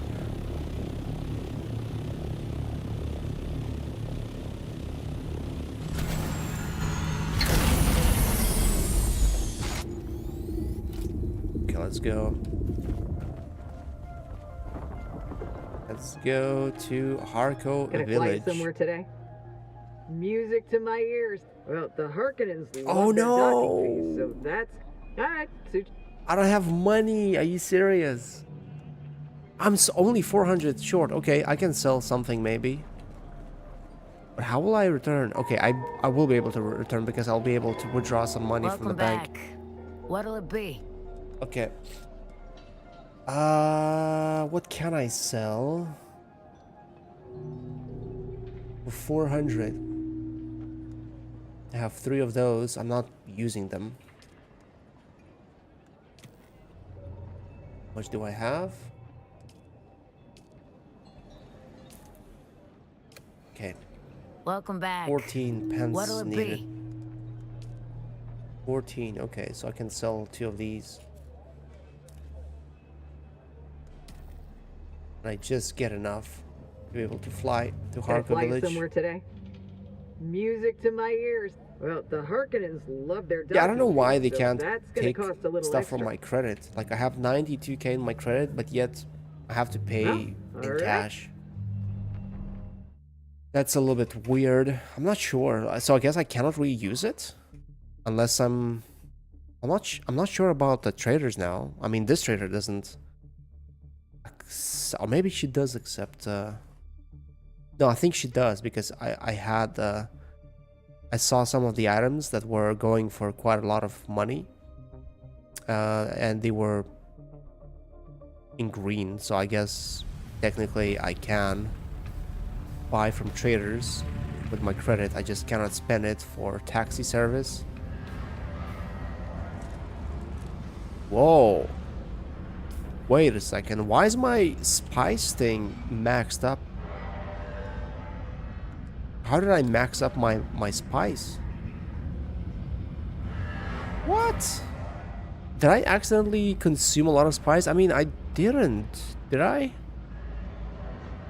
I don't remember how much I had before, but like my spice is maxed out for some reason. Anyways, I need to poison somehow. Betrayus. What will it be? See if I have more options to buy here. Buggy, steel suit, light armor, sun bike. No, I need level 4 to be able to get a Harkonnen scout armor set and to get the light ornithopter variant level 4. And it hasn't been really going up. I did multiple missions for Harkonnen, but those missions didn't give me any reputation for some reason. So doing this Peter de Vries thing might push my story a little bit forward. Wait, how do I need to go upstairs, I guess? By the way, this looks so freaking cool. I guess that's a modified buggy. Those wheels remind me of Lego sets. The old Lego builds that had round wheels like that. I think those used to be space sets.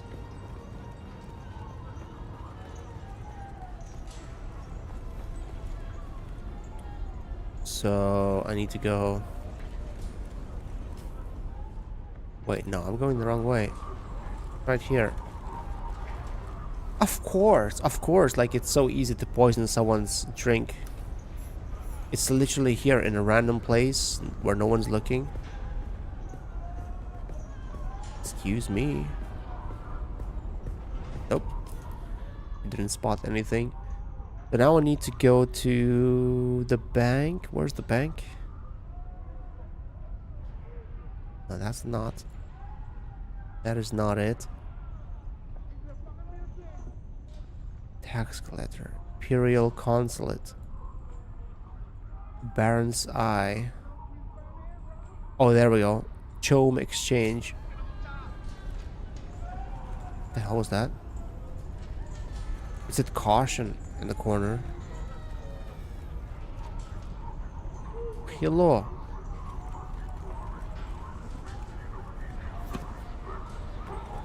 I hope there's no fall damage while you're in town.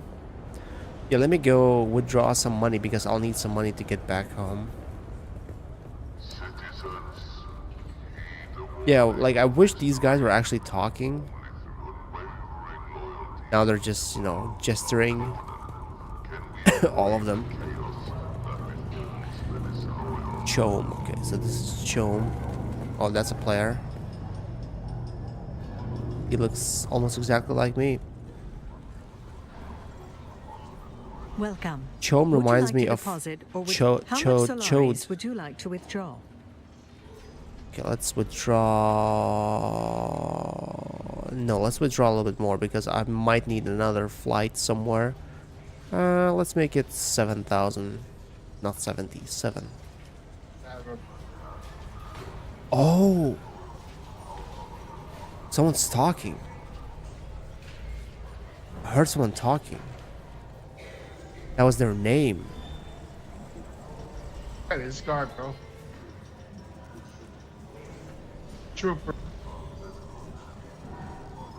How do you talk in this game? How do you interact?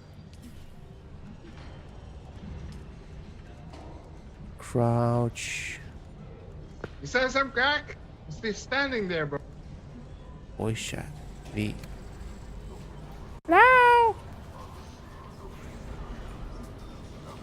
Not sure if they can hear me. This is my first time seeing more than one person running around. Oh, there's multiples. 3 people here. Wait, what is this? Wait, what is that? This is stuff I have. No? Why? Oh. Oh, no way. Is this like a flea market? Or an auction house? It looks like it. I had no idea you can do that in this game. So technically, I could sell this. Wow. Interesting. Huh, okay. So people are basically putting their old stuff for sale and they set the prices. Nothing good though. Everything seems to be fairly meh. Mercenary. Nothing of higher level. Like, why is this in orange? And they're broken down too. Like, wow. Very poor condition. Arch. No. Hello. Hello. What's going on? Sur le kaksta. Not much, just exploring the Dune world. See, dude. I thought for a second. I was on earlier. Yeah. Oh, go ahead. No, you say what you want to say. No, I said I was on earlier. I didn't see you. I was like, oh, maybe I came in too late, or I didn't know what was going on. Well, I had an issue with my mic when I started the stream, and it was crackling doing the robotic voice, and I couldn't figure it out, so it took me almost like an hour. I still don't know what happened, but I restarted my PC and it worked again. It started working, so that was weird, but at least it works now. Audio glitch. Don't mind me, I'll just be moving along. With me? Well, what could I possibly know? So what are you up to today? I just got done getting a memory card for my Instant 360. I had to get a faster one because the one I had, it would have some playback issues, so test it out here in a minute. Wait, you got what exactly? I got a faster micro SD card. Oh, for your new camera, right? Yeah. Why? What was wrong with your old one? The other one was older and slower. Every time I would like pop on the camera, it was like, oh, your speeds is too slow. You have to get like, you know, a specific one. Sorry, I wasn't sure. I've been having... I'm not sure Was anyone Gabe joining really us on the knows voice her. thing? I've certainly tried. No, he was here I before. espied We her talked a one little day on bit, the concourse and then he went to work. found I think he myself has a night following shift her today. back here. Oh God. She did not, Dreaded but that night didn't shifts, deter dude. me. I hate those. On the very first day I pledged my... She refused, of course, and sent me away with her. Each day I would come to find This her, and game. each day she... Yes, at least I think so. There have been others, too. I don't know for sure who they are, but you might still be able to find them at hand. Okay, some random mission. There's one more thing. So, yeah, that'd be cool if you actually got this game. But I don't know. know. It reminds me too much of Conan Exiles. Honestly, it's nothing like that game. I thought it'd be the Really? same, but it's nothing like it. The universe, the story is way too different. Also, like mining, I thought mining would be the same exact thing, but it's not because you have to use a specific tool, like a laser cutter, so it doesn't feel the same. You can travel with ornithopters. Yeah, I don't know. Like, I thought it'd be the same, but it's not. It's nothing like it. I don't have the same guess- feeling. I only judge like through the tutorials and Help like you with watching something? play at first. I was like, oh, this game looks like Conan Buy me a spot of Exiles. sail and you can... I mean, hold the same it company made it, just how I so like it would make sense. Now, you know how it is. Mercenaries were like moths. Some, but my crew don't like the desert or the heat. But you're well informed, aren't you? I should probably be Yeah, we're looking for a witch. She wasn't around when we came by, but if you have any information, that would help. No worries.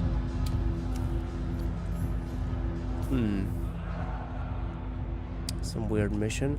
The thing is, like in Conan, there were missions. I think maybe not missions. It was more like dungeons you could go to, or like caves, and you'd find like some kind of a boss there. But I don't think there were any missions. Were there missions in Conan? I can't remember. No, it was more like a sandbox type of experience Yeah. with that game. And this game has missions. It has tasks, side quests, main story, and like these towns. Like I don't think they were in Conan 2. Like if you can see my screen right now, not sure if you're No. watching, but there's like It's a little delayed. there's quite a bit to explore. Like when I went to Arrakis, it took me quite some time to even go and talk to every NPC that you can talk to. And listen to their stories, and there's quite a bit of lore in this, which is why I like it. So even for me, single player game, like I wasn't sure if I'm gonna like this. I thought it's gonna be like Conan, exactly like Conan, where it's a sandbox experience. You come in, you build a base, you maybe explore a little bit, and you get bored and you never play again. But here right now, at least for now, 70 hours in, I've been mostly doing missions, questing, a little bit of resource gathering, but not too much. And, you know, I'm not done yet. I don't know how close I am to finishing the whole game, story-wise, but there's quite a bit to do. Man, it's not bad, dude. Wow.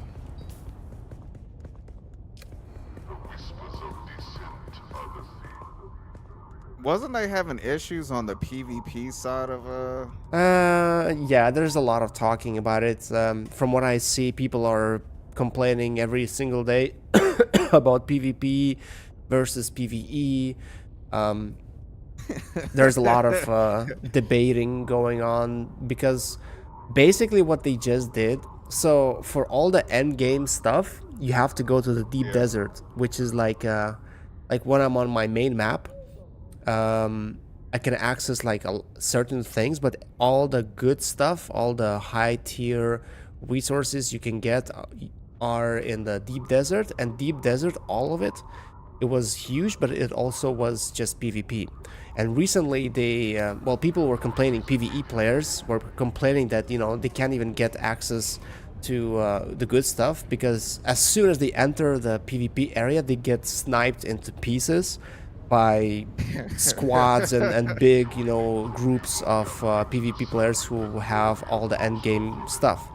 So what developers did, they added like this not extra, but they split the end game zone, the deep desert, into two parts, PvE and PvP.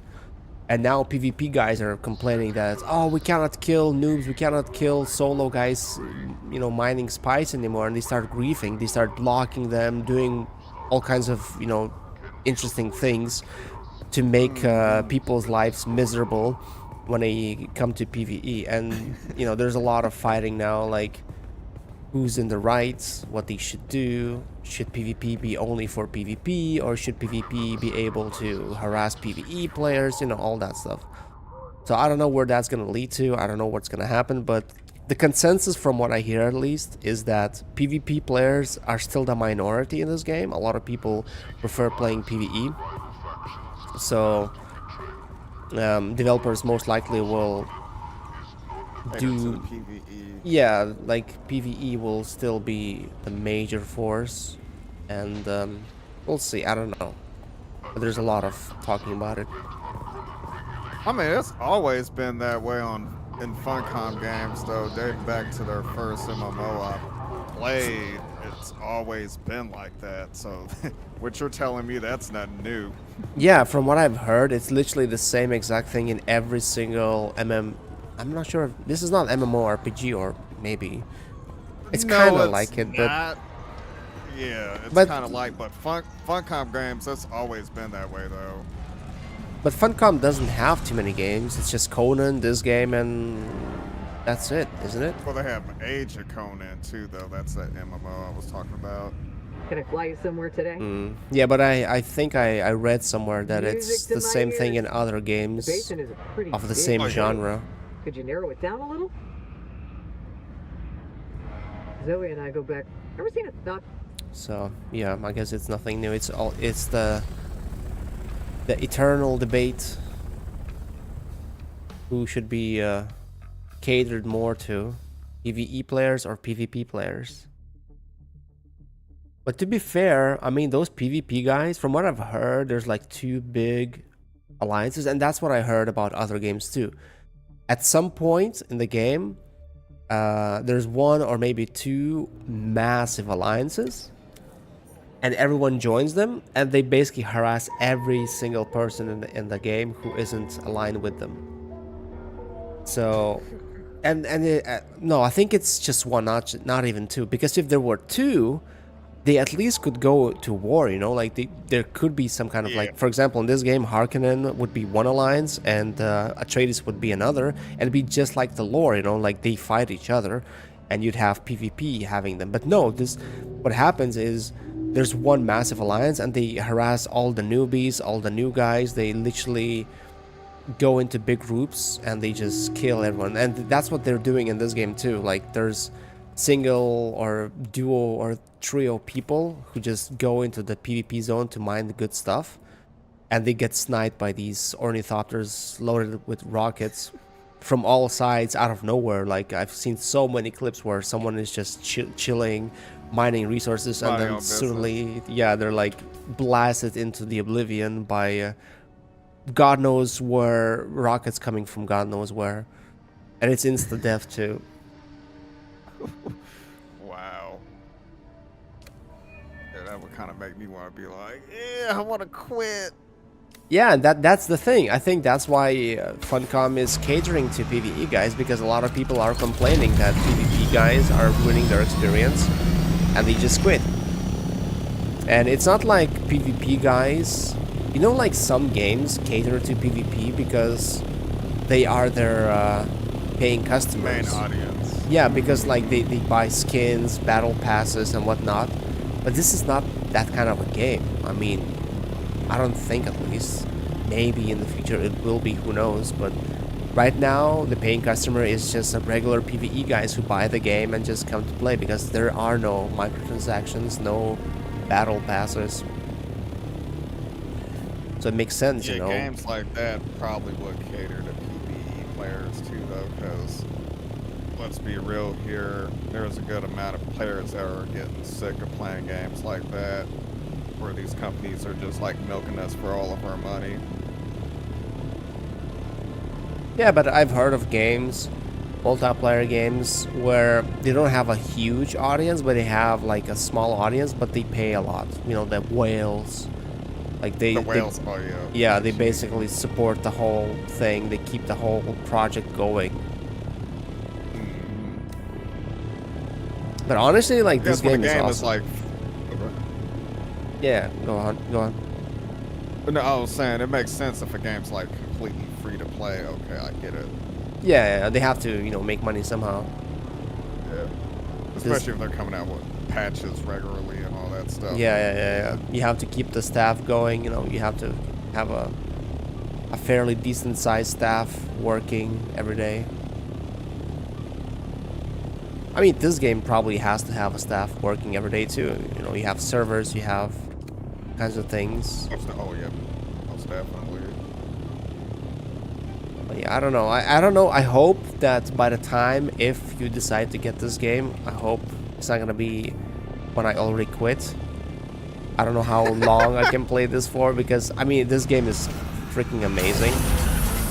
Just because of the lore alone. Like Conan, I never was a fan of Conan. I've never even seen a single Conan movie. Are you serious? Yep. Oh, man, those are classics, bro. Yeah, I know, but like I never was into those kind of movies. I mean, they're old school. You watch now, you're like, oh, that's how the way you get killed. I mean, they were good though. You mean the ones with Schwarzenegger, right? Yeah, those. Were those the only ones, or were there more? I think there were more. The ones with Schwarzenegger, though, those were the only ones I've watched, so. Or the only ones I've seen, I should say. Yeah, I think I tried watching one of them when I was a kid, and I was like, wow, this is boring. Just, I don't know, I don't even know the lore. Like, only when I played the game, Conan Exiles, that's when I realized that there's magic in this. I thought it's like one of those old school movies about a sweaty, buff dude just going around, you know, slashing everything, and that's the whole point of the movie. But apparently there's magic, I don't even know what else is there.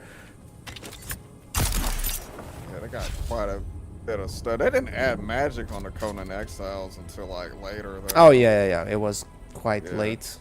But there were some, I think there were like creatures that kind of showed. Summons. Yeah, like it kind of was obvious that there is magic in this game. It wasn't just like a feature yet.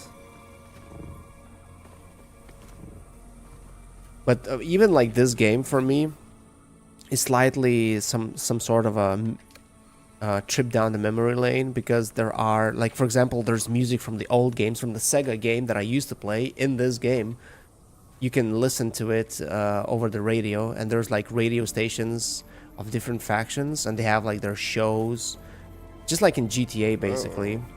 Like their ads, their like shows. Fallout 4. Your arrival is propitious and gratefully received. Oh yeah, Fallout also These had that. syndicate hardmen have harassed me across many Yeah, systems. so I don't know. It is It's just very like good that you've caters. This eradicated them game at last.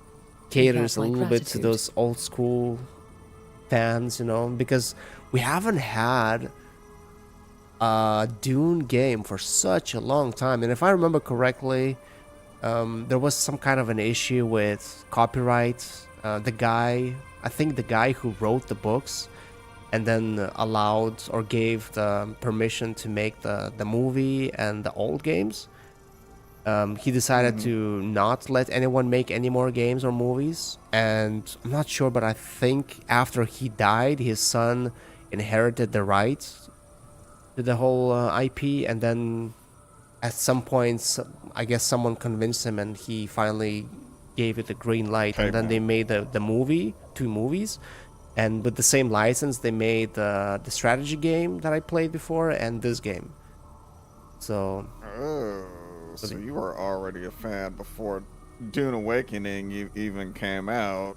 I wouldn't say I was like a huge fan, but Dune on Sega was my very first RTS game ever, and it was kind of the very first RTS game in the world, actually.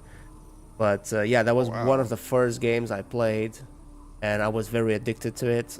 And I've played Dune 2000 as well. I played a different, I don't remember what it was, but it was kind of shitty. My PC couldn't run it too well. I didn't like the old movie though. It was a little bit too weird. I didn't watch the show. There was like a show, but if you look at the costumes, oh my god, it looks like a $5 budget fanfic porno intro video. I don't know. It was weird. But I know a lot of people like them. And there's actually a show now too that they're making. First season just finished, I think. I didn't watch it yet, but I will. But real fans, as they call themselves, they read the books. So my friend, for example, bought all the books, and there's quite a lot of them, and they're pretty big. I'll be dedicated, No, bro. That's I am all I gotta annoyed. say. The Whoa. only reason I Yeah. came to this rad The thing is, blasted I don't think hellscape you need to was read the consult some books and wall consume hewn every Kunil single script piece in a nearby cave. of media to be a real fan. I mean, you can like the franchise, the lore, even if you don't know all the details, as long as you know the basic, not maybe more than just the basic premise, but as long as you know the story, how it goes. For example, movies and the games, they focus on very specific part from the books. I think it's usually the first 2 books. So there's way more. But the thing is, with the books, the time span is thousands of years. So basically what happens in the first 2 books is like set in one time, and then not sure the third or maybe further down the line books, they're like set in thousands of years in the future, which, you know, like, it's nice for the lore. Like Warhammer, for example, has a very long timeline, but I'm the person who like gets attached to a specific character or set of characters, specific things happening. And then if you fast forward too far, I'm like, oh, okay, this is a little bit way too alien, way too much for me. But some people like Something you're not familiar with. Yeah. Regrettably, I cannot tell you. It has been defaced with laser fire. You're not a real fan if you very don't read the good. books, It man. is well that both of us have not wasted our... Well, the books are Always gonna very have people like political. that. Like the books are, it's like Game of Thrones, basically. Like everything about scheming and lots of inner dialogue and lots of political play against different houses. Whereas, you know, the movies, the games are more like action focused. There's not too much of politics, which is basically, I guess some people would say, dumbed down. Oh wow. Dude, let me see, how much is this? Oh no, Steam, they're having a summer sale right now.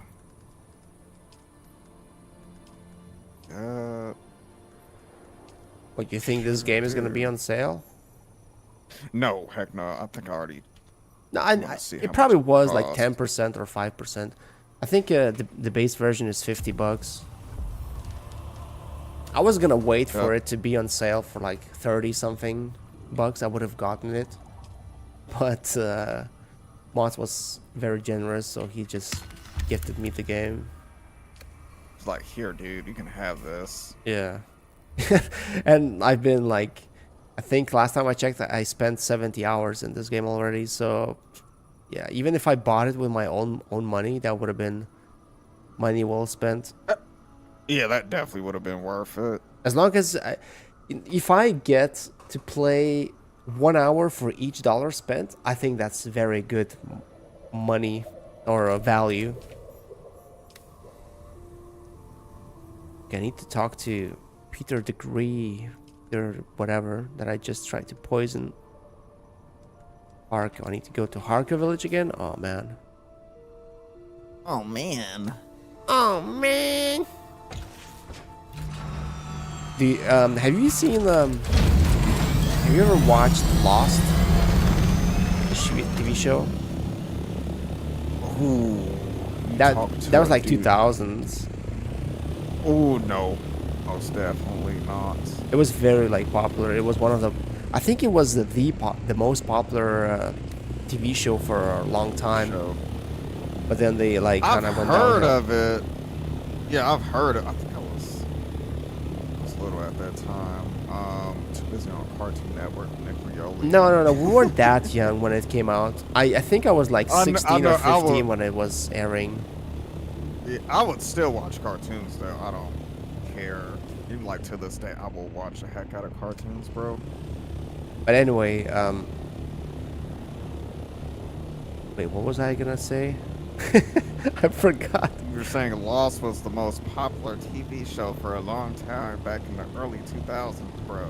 Yeah. But like, why did I bring it up? Why did I bring up that show?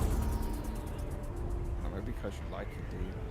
I liked it a lot when like the first 2 seasons or something, but then they kind of started going downhill.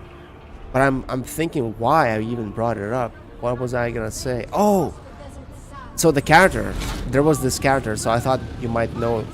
So there was this character in the show. He was like a fat dude, and he would always say, "Oh man," every single time, like everything. Well, he kind of was like the character who was always unlucky. He always would run into misfortune, something bad would happen to him, and he was kind of like fixated on that. He was one of the characters who won the lottery, but ever since he won the lottery, he was like, he thought he was cursed, so like trouble was following him. So every time something would happen, he'd say, "Oh man." And when you said it, it reminded me how my daughter now started saying that too. Oh, for real? Yeah, even though she's never seen that show, I mean, obviously not, but I don't know where she picked it up, but she's been saying now a lot, and it's funny because every time she says it, it reminds me of that show.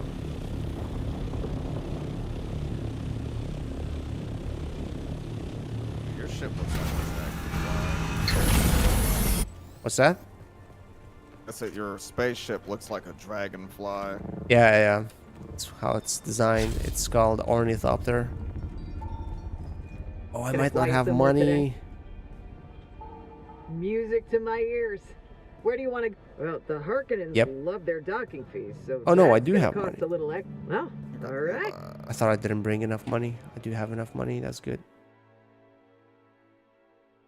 Yeah, so there's like a flea market. I just realized. I just recently went to one of the cities, and there's like a place or maybe an auction house. You can put your stuff for sale. Reminds me of the Spiral Knights times. Action. That reminds me of Final Fantasy 11. Oh my god. Makes you feel so young again, huh? I'll be having those moments. I'm like, feels like only yesterday since I did so and so.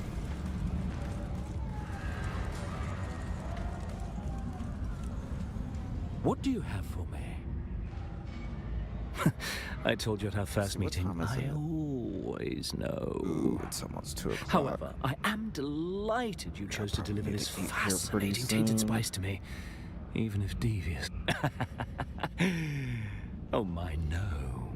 I adore Simone and her murderous attempts. They keep me sharp. And any basically, involvement on your part, well, I joined the bad guys raises my estimation of you. in this game. The two main houses fighting, warring for centuries. And I joined the bad guys, Russians, basically. And You said Russian. yeah, because I think, I'm not 100% sure, but I think their entire faction is based on Russia. Because every faction in this game, or every house, they like have some kind of symbolism or some kind of traits from like actual countries, because apparently this is set like thousands years into the future, but it started in Earth. And for example, Atreides, I think they're based from Spain, because they have this like they used to have their house used to have this tradition of fighting both matadors, basically. And the Harkonnen, they're very ruthless. They're very they always, conspire. They always kill each other. They torture people. They have slaves, and they have Russian accents.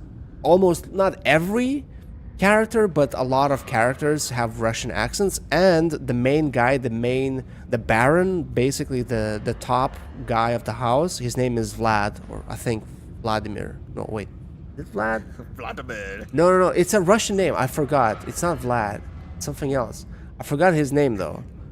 But like this guy, for example, the second main guy, the second hand of, or the right hand of the main bad guy of that house, his name is Peter. And Peter, I believe, is also a Russian name. At least in Russia, it's very popular. But yeah, I think, man, what? Baron? Harkonnen. What's his name? Man, I forgot what his name is, but it's definitely a Russian name. And they all have Russian accents, so I kind of like, you know, it fits. I think Harkonnen are based on Russians, and Atreides on Spanish. And I think there was one house I spoke to before. I think they were based, what was it, Italians? Something like that. So yeah, so basically, the main story here is I'm working with them. I joined their house, and the first guy I was working to, he tried to kill me. Basically, he was just using me, and everyone kept telling that he's using me. He's gonna get rid of me once I'm not useful. So he tried to kill me. I survived, and then I started working to someone else, and that someone else ordered me to kill her master. So I tried to poison him, and now he found everything out, and instead of punishing me, now he's happy that I tried to kill him, just like when my previous task giver also tried to kill me. So I had two task givers that I worked for before. They both tried to kill me. The second one was happy that I was able to survive, and she was very excited, and now she ordered me to kill her master, and I tried to kill him, and now he's happy that I tried to kill him and that she ordered me to. And basically it's some effed up family. I don't know. They have one of the same goals, dude. Alright, let's go. Literally kill everyone, conspire against everyone, betray everyone, and when you try to do it, they're very happy that you're trying to do it. So yeah, Russians.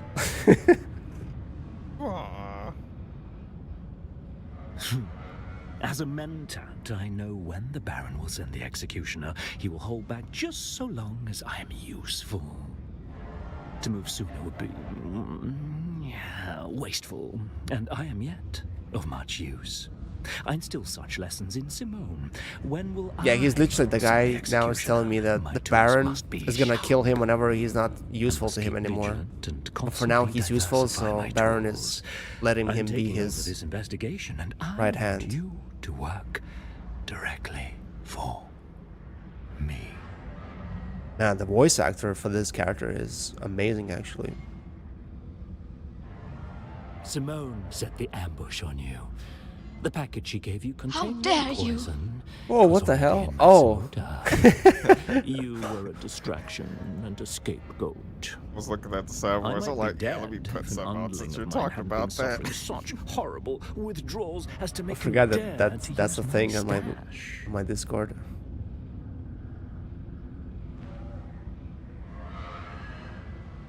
Oh, Simone still has her uses, and she's a vicious delight. But I'll be putting her to uses other than this tainted spice mystery. Oh my god, this voice actor is amazing. As for you, do not fear. I don't desire your death. That would be wasteful. You are, after all, very useful. Wow, this boss reminds me of the G-Man from Half-Life.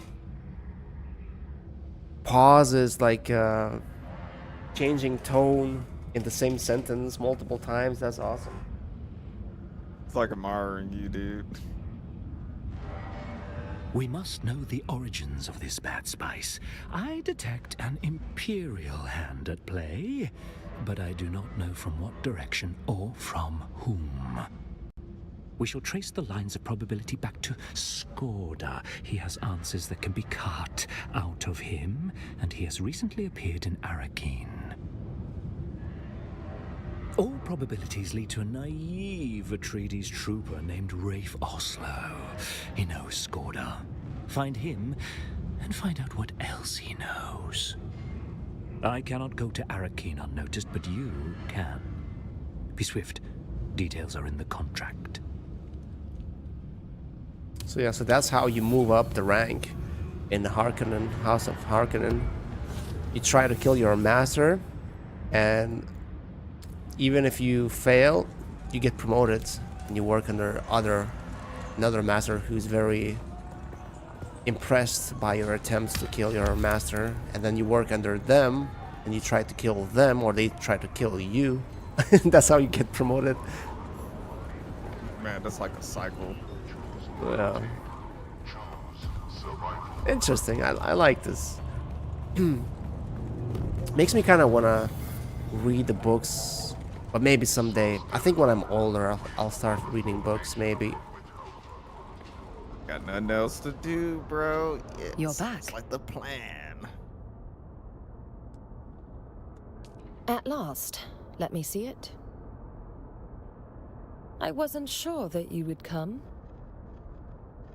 Be back. Yes, you have. Your loyalty is unexpected and welcome. Go AFK for a bit. Hold on. Give me a That sec. doesn't really concern you, and the less you know, the better.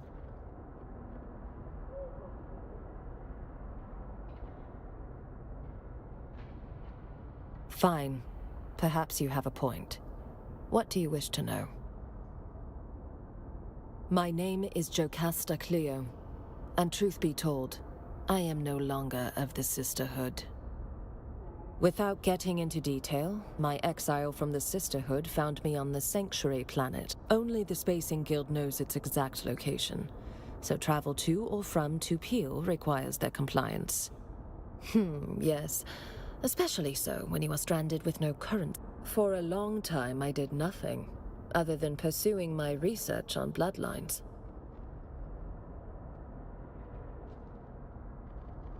I'm sorry.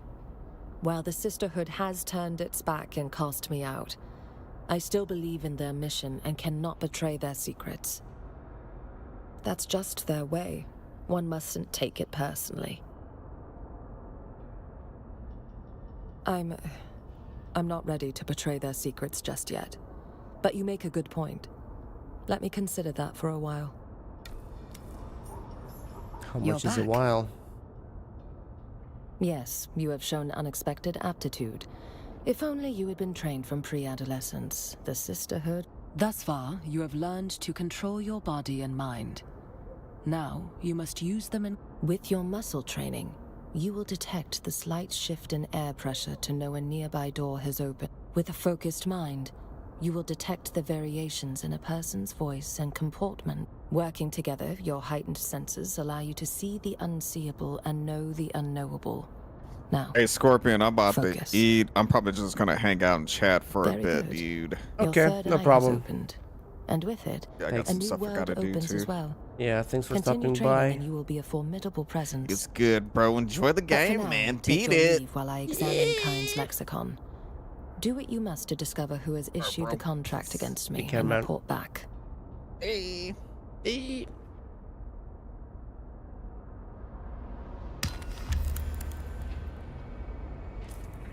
Okay.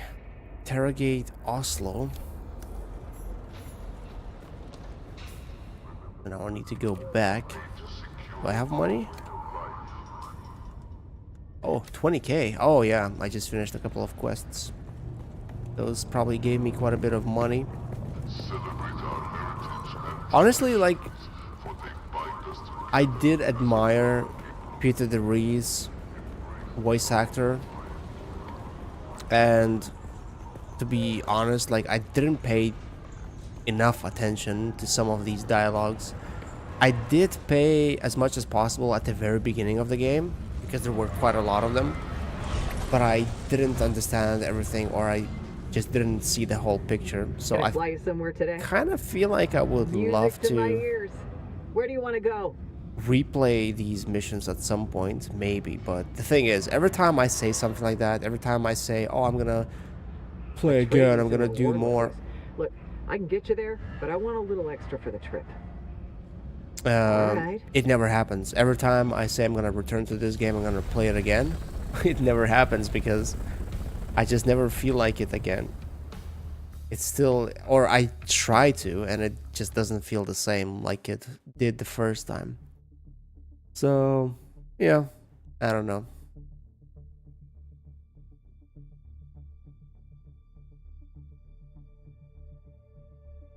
Maybe I'll get the book someday. Try to read the book. The thing is, even if I read the first two books, I probably wouldn't enjoy the third one. Because, like I said, whenever there's a jump in time, characters change, yeah, I kind of lose focus or interest. Why do I sound like an old man? Luku. Man, my mic is acting up, even though it's new, right? And my camera is freezing every 2 seconds if I try to use it, if I try to turn it on. So it's more like my equipment is an old man. Although my PC isn't really old, but my camera is like 10 years plus old. My mic is new, but I don't know why it did that thing. Funny thing is, it was doing the robotic thing on OBS, but not on my mic test on my Windows. Then after trying to plug it into different USB ports, every single port, I tried every single port. But after unplugging it and plugging it to a different port, my mic stopped working completely. It didn't work in any other port, even the same one I used before. And then eventually at the very end, completely all sounds on my PC stopped working. Like there was no sound. The game had no sound. And that was so weird. But after restarting, everything worked fine. Mic worked fine. No more issues.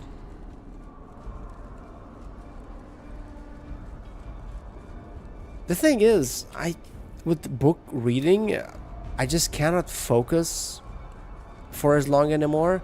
And I have this annoying thing where, you know, the eye floaters? They are annoying me now.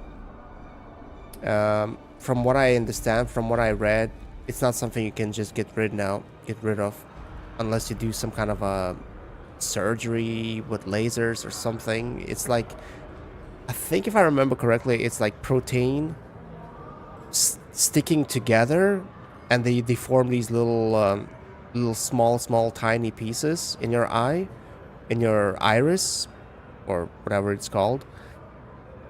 And then those things cast a small shadow, and that's why you see little dark shadows floating whenever you turn your eye everywhere.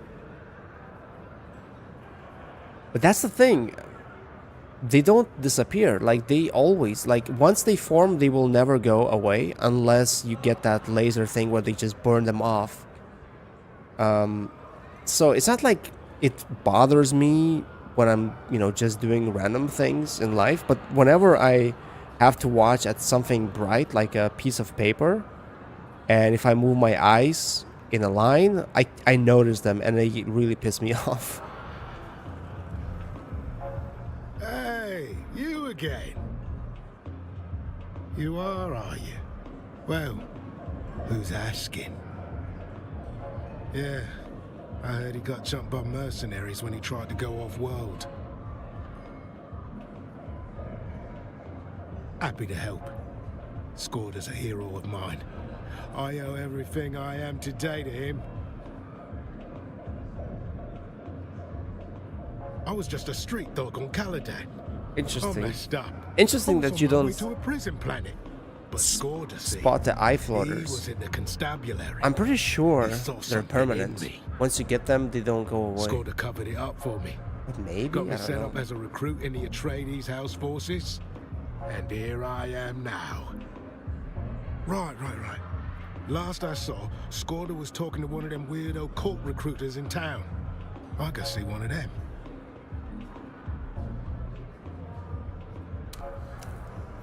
The thing is, whenever I read something, I do it on a screen, which is also not good.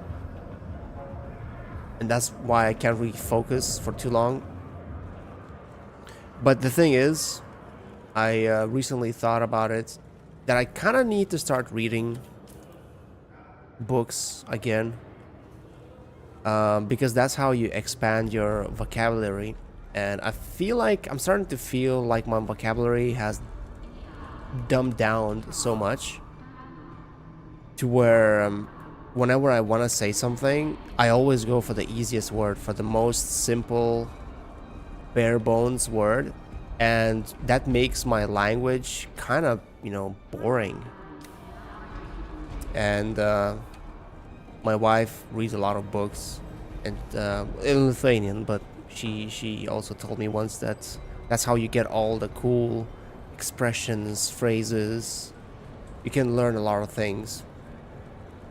So I kind of want to do it for that. Also as a practice to expand my vocabulary a little bit. Make it a little bit more rich. Problem is, when? When am I gonna do that?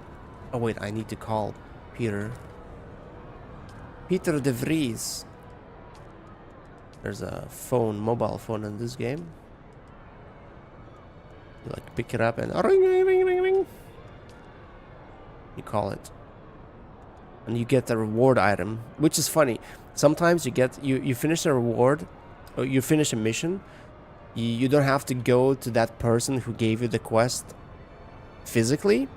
You just call them and they give you the reward, and the reward is not like XP or money, but sometimes it's an item. It's like a weapon or a set of armor. And you're like, what? How did you give that to me over the phone? What else do I need to do here?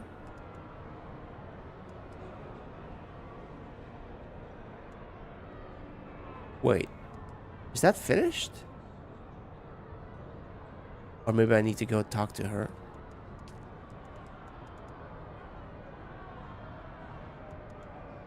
Okay, what do I need to do here?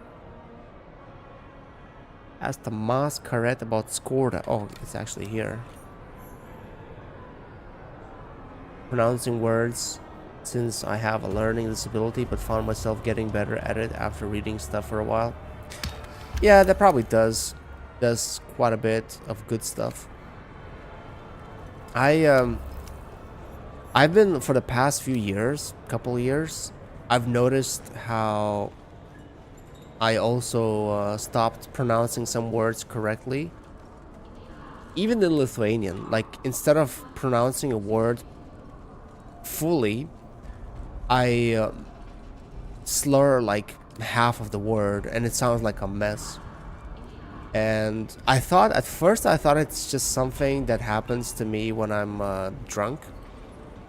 But yeah, the more I started paying attention, the more I realized that it's just me not pronouncing the word properly.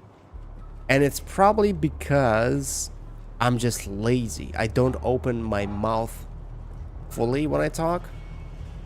And it just becomes this thing where I, like, you know, slur words out because I'm just too lazy to properly pronounce them like I'm trying to right now. If I try to do it, I do it just fine. But if I speak, you know, like quickly, if I try to not think about it too much, I start, like, you know, putting the words whatever in whatever order, and yeah, it's causing me this little issue. So sometimes when I actively think about it, I try to pronounce things, try to speak properly, but then I forget about it. I start slurring words again.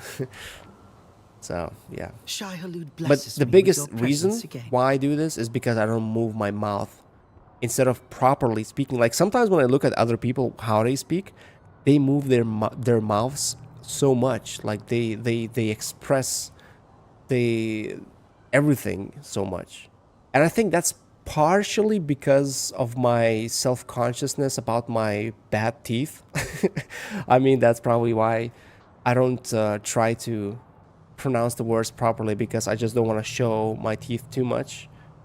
And that's why I don't open my mouth too much. So I guess everyone has their shortcomings and their what's the word I'm looking for?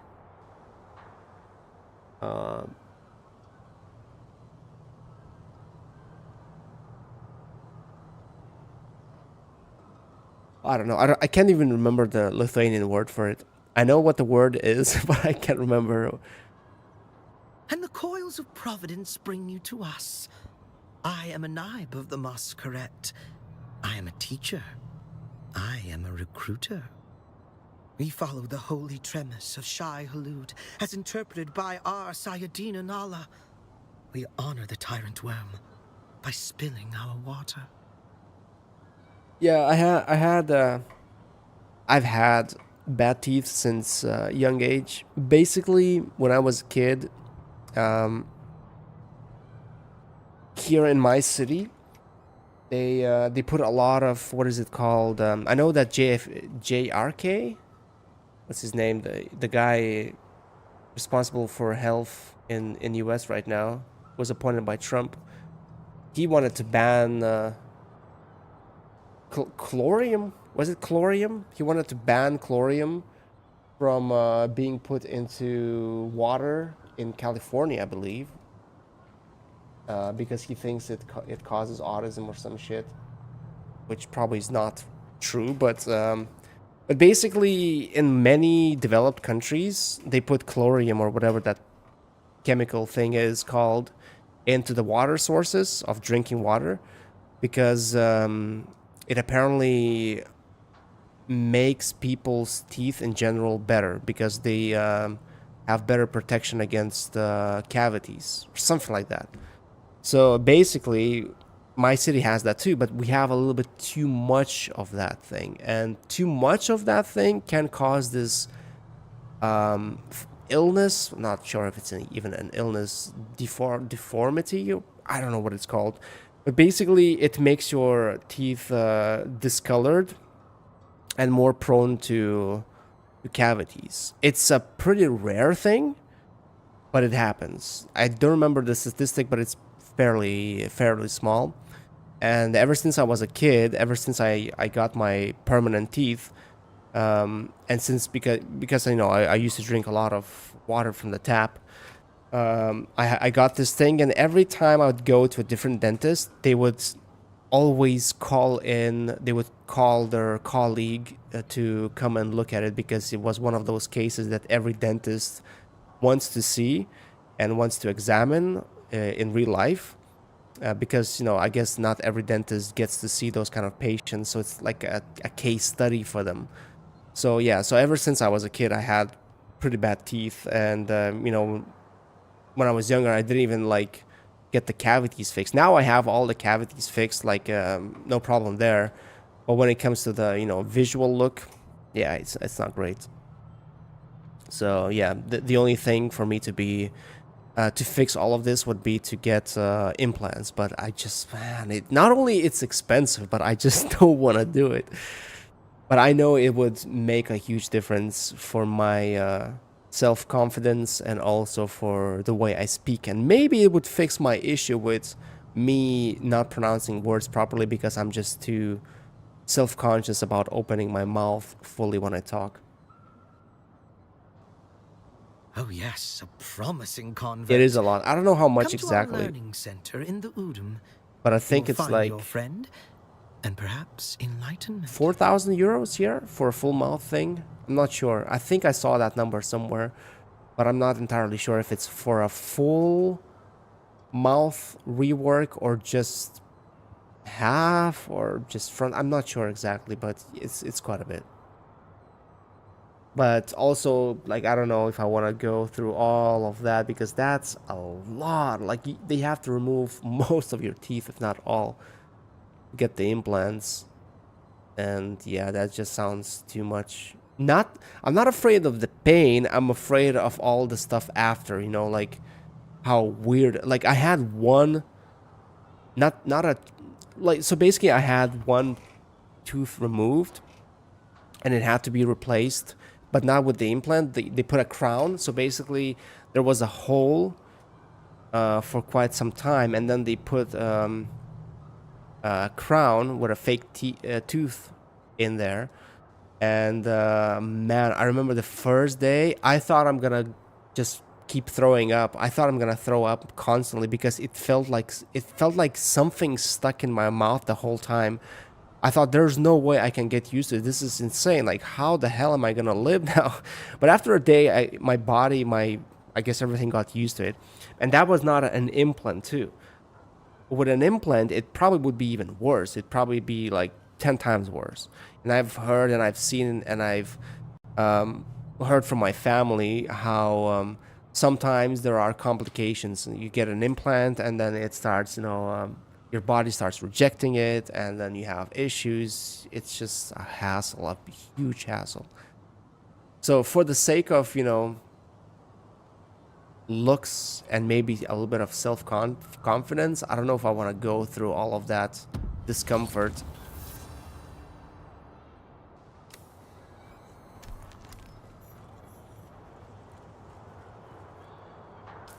Honestly, I think a lot of the things here, I don't think being put to sleep in Lithuania is that popular whenever you're getting dental procedures done. Oh, who's this? Oh, that's a player. But you can't get it with the anesthesia if you require, but of course they're gonna charge you extra. For example, like, you know, the procedure where you get to, I think it's called endoscopy, where they like put this thin but still it doesn't feel thin scope through your mouth all the way to your stomach, or, you know, from the other side, from the other end. So usually I had the thing done for the stomach, like where they had to check the bacteria for my stomach once. That was years ago. Oh my god, that was like, holy crap. I went through it, but I don't know if I would love to, if I would want to go through it again. So that thing cost me nothing, I think. But if you want to do it with anesthesia, if you want to, you know, be put to sleep, I think it costs like 400 euros or something. Like crazy. That's insane. Like, so you have two choices. Get it for free or pay 400 bucks to get it done. It's crazy. Look at the game. Why is Luke number 1 now and Reckless is number 3 when it was number 1 for Reckless? Is this because of the how much you chat in the chat? That's new. I haven't seen this thing before.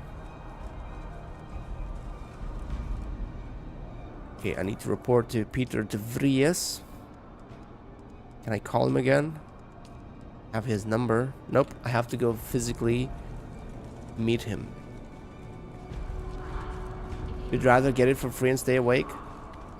Yeah, that was me back in the day when I was younger.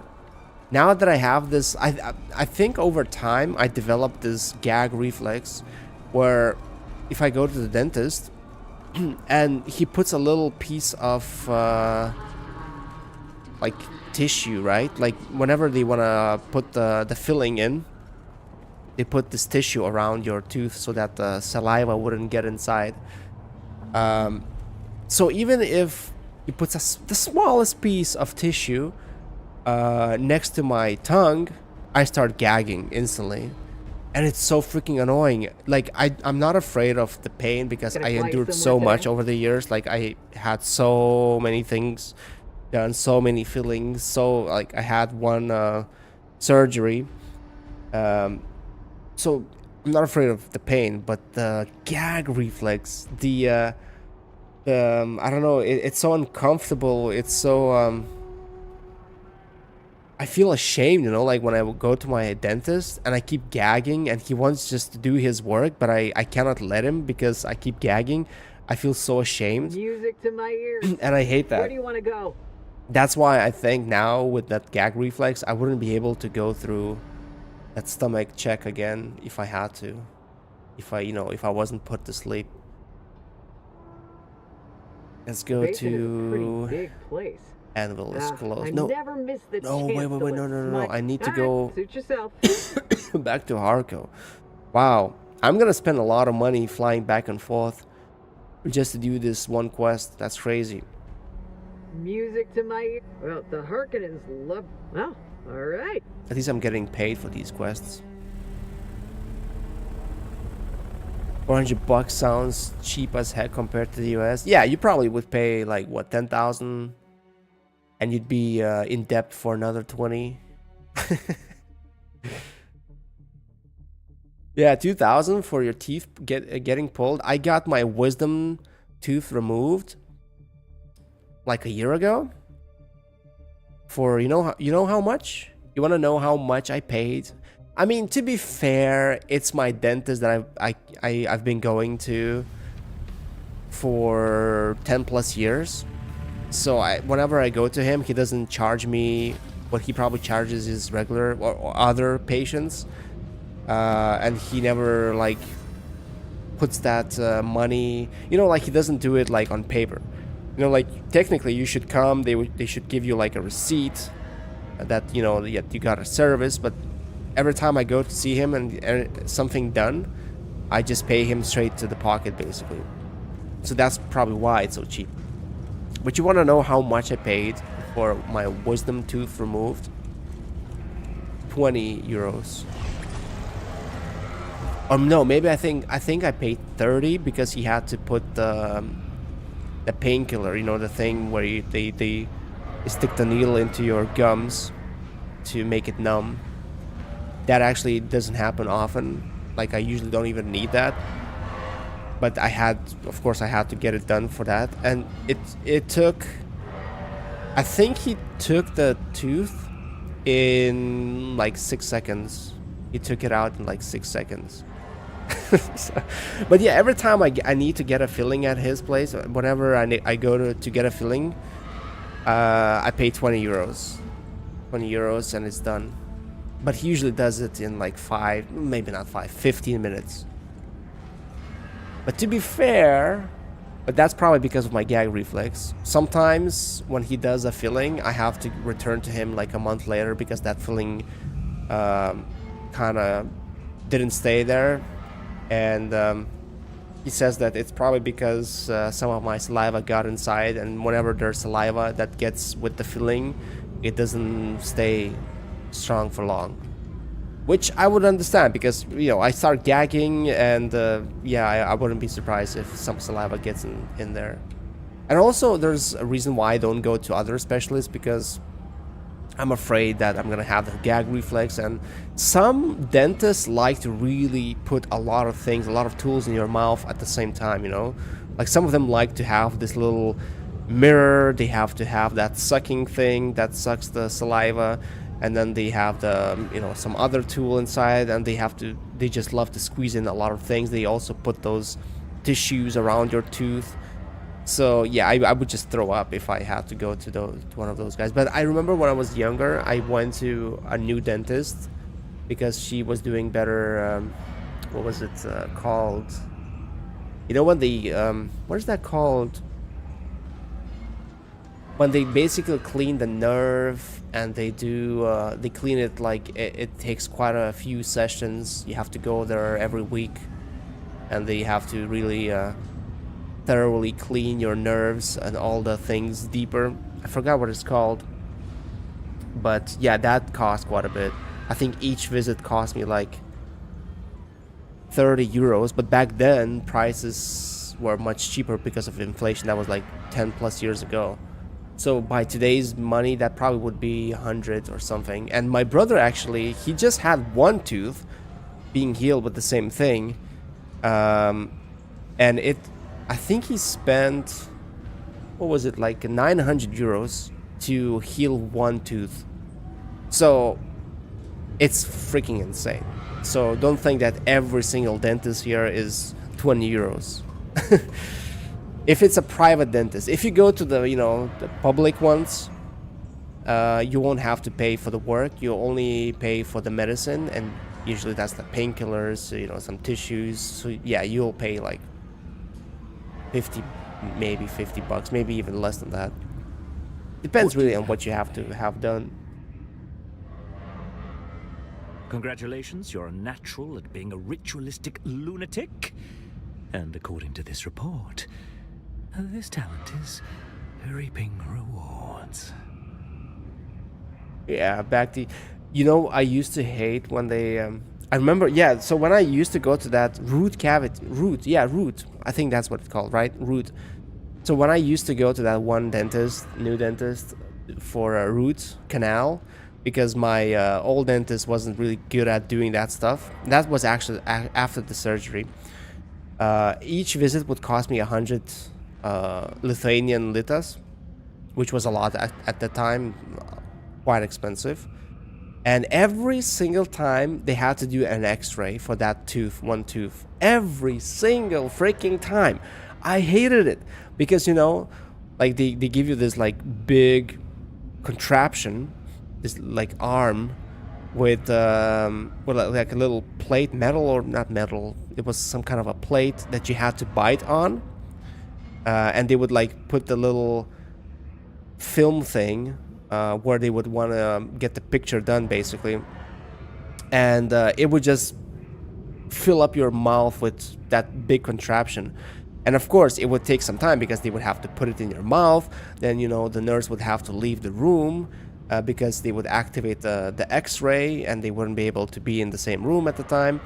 And even by putting that thing in my mouth, I'd start gagging. Not to mention I had to hold it in for like 20 seconds or something. It was a torture. It was torture for me, you know. It wasn't impossible. Like, they would put it inside, I would start gagging, they would come back, oh, you know, it fell off, they would have to put it back in. It was a pain in the ass. I hated it. Yeah, they would have to redo some of the pictures. I admire your relish for skullduggery, but there's no time to create a proper cover. Besides, I already have an agent, deeply implanted in the cult. Your eagerness is impressive, your listening comprehension less so. I haven't the time to contextualize every order. Such tedium makes me homicidal. I have received whispers that mysterious mercenaries attacked Skorda. He made a daring escape. Hard to say who the attackers were. Is Skorda? I'll dust off my cult deprogramming torture methods. Clicked on the next just in case. Accidentally. Oh well. Some of the story missed again. What's my reputation with? Oh, level 4! I can buy... Oh, but I don't have the money. I think I'm too poor for that. Now, what do I need to do here? I need to go and fight Skorda or something.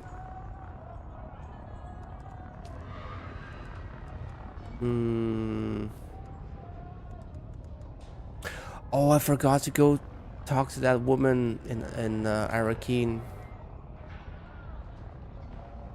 Haga Basin.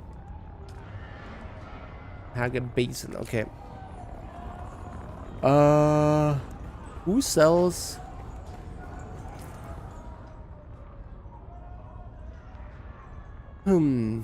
Base vendor, no. A Harkonnen vendor, yeah, I think that's the one I need.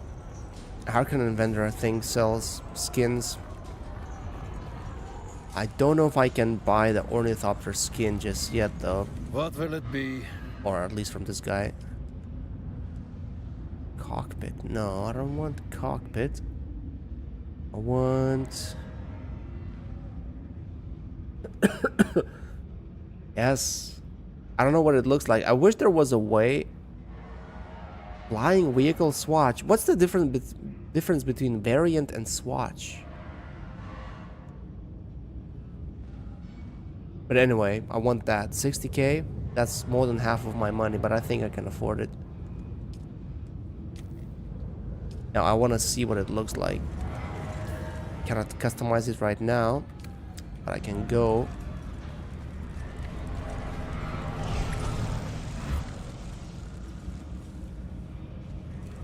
Can I fly you somewhere today? Music to my ears. Music to my Basin is a ears. pretty big place. Could you narrow it down a little? So I need to go where exactly in Basin? I don't know. Pinnacle, Crossroads. I don't know where that place is. Let's go Zoe to and I go back Crossroads. a long... Ever seen a doctor get snapped? Okay. Good thing I had money. I think it was just 700. 700 though. Now we talked a lot about personal things today, didn't we? Maybe I should delete this video so that no one knows about my secrets.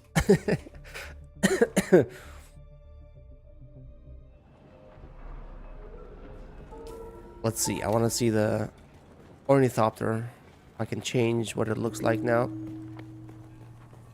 That was my goal actually for quite some time. Okay, let's see. Stop sliding.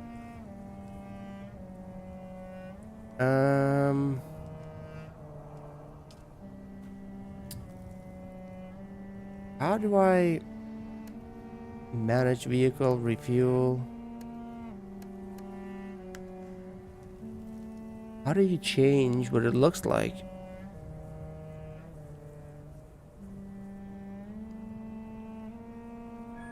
Oh, wait, do I need the... Oh, I think I need the...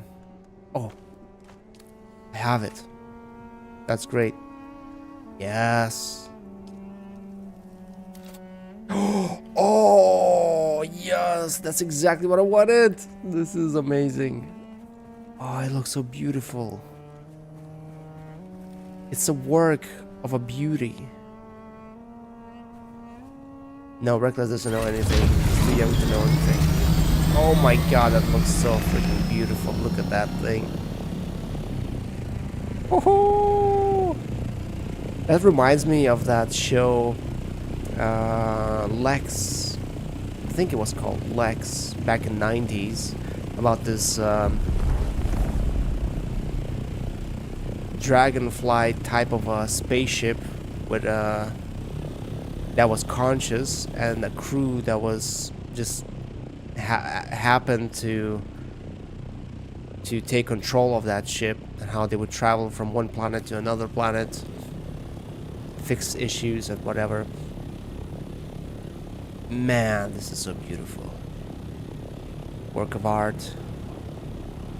It's not just, you know, the color that changed, but like it looks different. It almost looks like, look, even the, oh my god, the wings.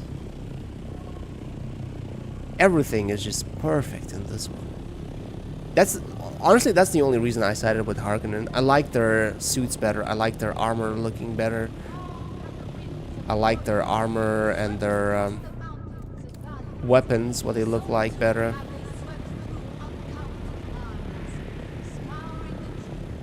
Flying Batman. Ah, yeah, I guess. There was some Batman in there. I can see that. Batman man, take me to the Bat Cave and you F me in the ASS.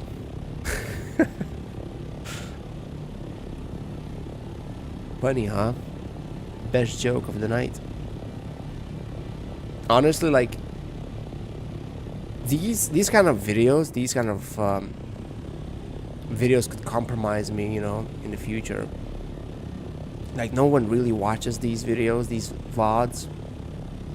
But in future, if I made enemies, they could probably, you know, like watch some of dig through my VODs. And maybe that's a good thing that I don't have the Twitch VODs. And no one could, you know, go through my libraries and pick stuff I said. That's probably like the worst thing that could happen, you know. We've seen that many times where some content creator becomes more popular, or not even more popular, but they anger some kind of a specific group of people because they went over the line, or they said something inappropriate, or something happened. And then people start digging through their history, through all of their videos, everything they can find about them online. And they are like, oh, you said this like 10 years ago, you said this. And I mean, every single person in human history has said something stupid at some point. And the thing is, people do change. Sometimes they say stupid things and their views change, and they're not so stupid anymore, or they don't think that way anymore. But you know, they're a different person, or they grew up, they matured. But if you have everything of what you said, you know, in history archives, online internet archives, well, you're effed pretty much. Because some stupid joke can come back to you 20 years later and bite you in the ass. Oh, such a good shot. I'm like a pro. Don't know if you've heard, but I've been the best CSGO player ever that existed in human history.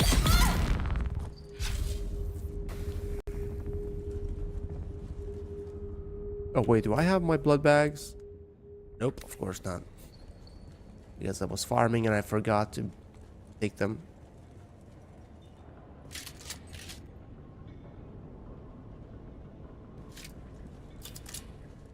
I actually like this pistol. Takes a while to charge, but it's like pretty much a one shot for every enemy. And it breaks shields, energy shields.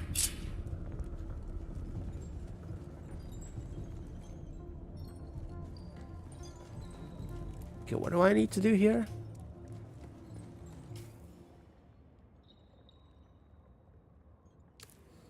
I kind of wish though that in this game there was a little bit more than just go to point A and kill everyone there and get the document. I wish there were slightly more or a bigger variation of quests. Not the same one every single time. But I guess it's not easy to implement in a game like this.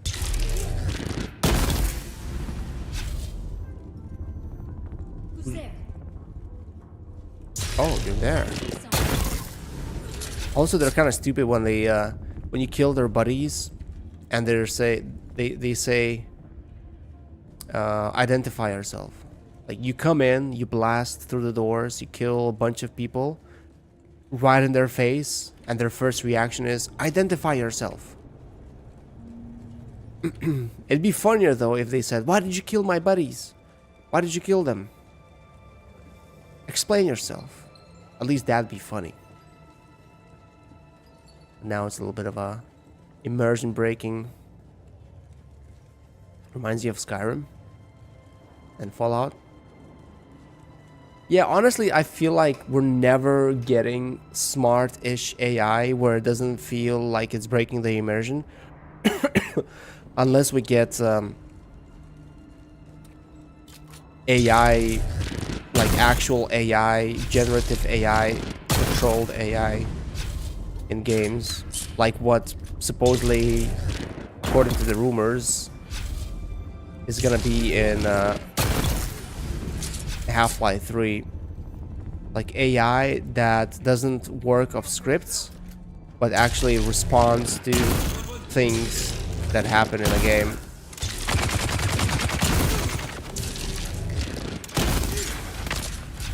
Yeah, I cannot penetrate his shield. Oh, can. So apparently, according to the rumors, in Half-Life 3, if that game is actually almost done, and if it is actually gonna come out,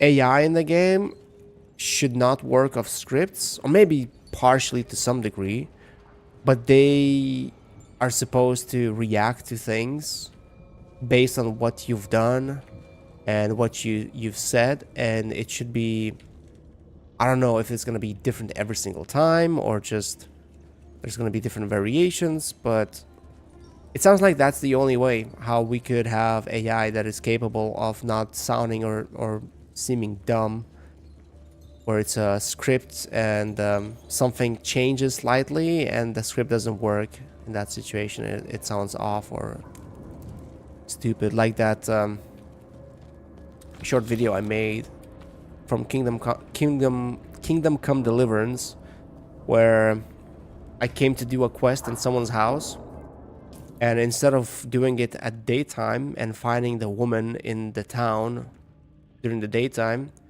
I actually somehow was able to get inside of their house, and they were sleeping in their bedroom. And usually in that game, if you sneak into or get into someone's house, First of all, you can't even do that unless you lockpick their locks. And even if it's not locked, if you go inside, everyone wakes up and they're like about to call the guards because you know you're trespassing. But for some reason, that one house was not locked, and there was no issue for me to go inside and literally start talking to the person laying on the bed. And it was the woman and her husband in the bed.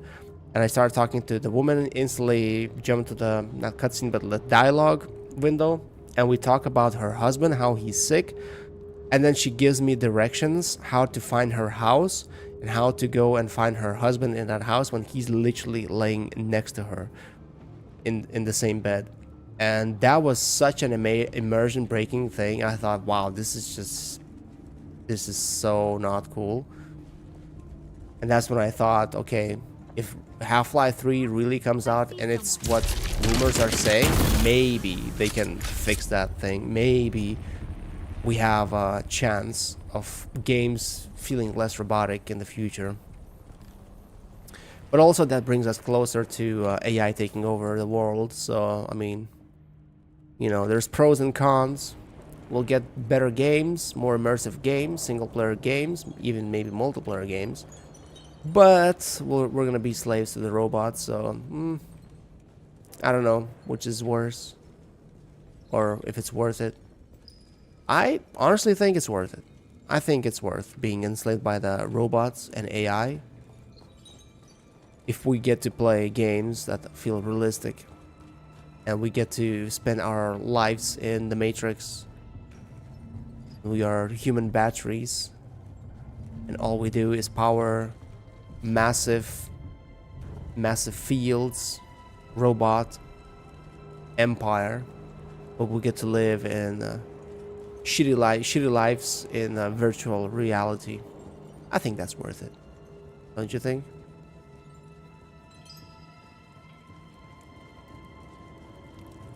Where the hell do I go? 38 meters above. Oh, it was here. It was here the whole time? Where the hell is this? This latest group of pilgrims includes many promising initiates.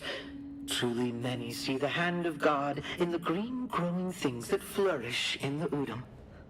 Those who show less zeal have regrettably been turned over to the adepts for more rigorous instruction. In particular, one recently recruited brother professed appropriate devotion and revealed to us his past as a house trooper. When tested, he demonstrated superior fighting skills and indicated that he could be of use training our militant adepts. I'm certain Shai Halud has led this righteous warrior to us for the good of the faith. I sent him on to the testing station to report to Naib Jorba.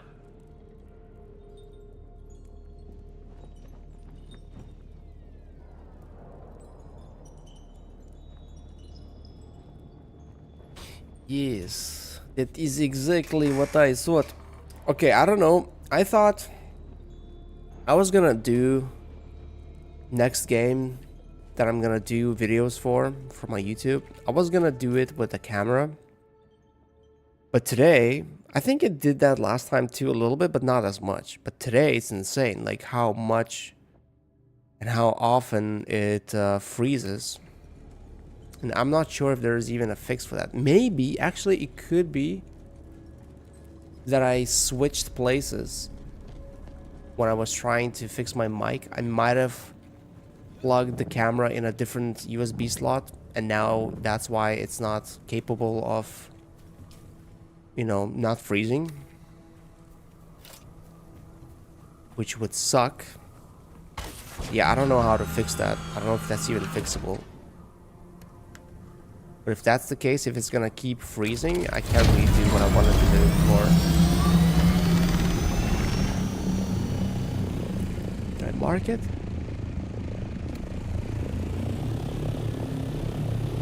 Oh man, it's midnight. Probably need to finish this mission and go to bed. I'm getting tired too.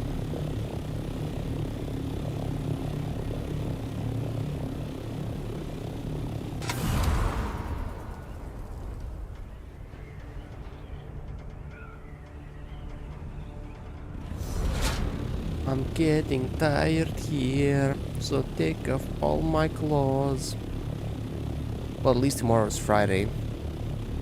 At least we get that.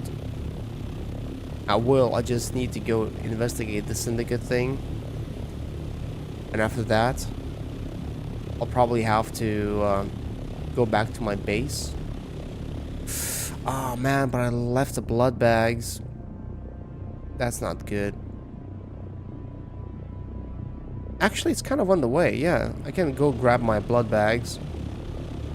I'll grab the blood bags so I can fill them up.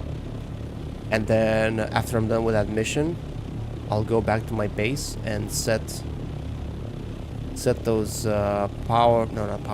blood purification machines to do their work, because the amount of water you need for anything now at this point of the game is insane.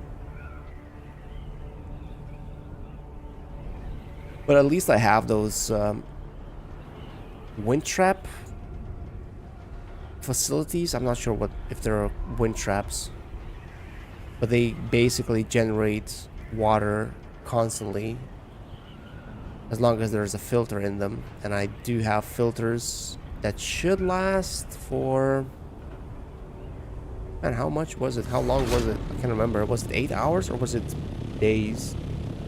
If it's hours, then yeah, it's probably gonna run out. So it'd be best if it didn't run out while I was asleep. Then again, not a huge deal.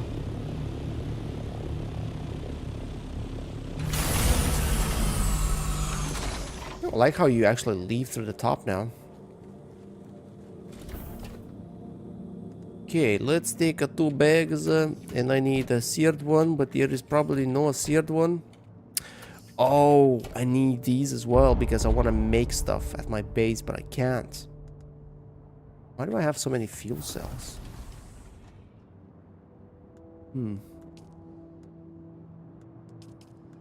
Okay, let's deposit everything in here. Still, I'm too heavy. Can't really carry much. That is not ideal. Guess I'll have to split it a little bit. It's not like I can use the spice anyways. Oh, that was an explosion. Maybe I can put it in the ornithopter. Okay, the explosion was not somewhere close. Man, this thing looks like... It actually looks like...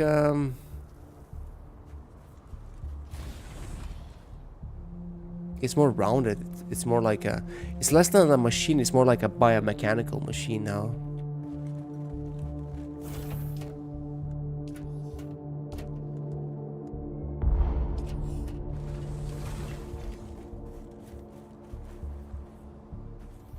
Okay, I'll take the stuff with me. I do wanna... I'm not gonna fast travel anyways.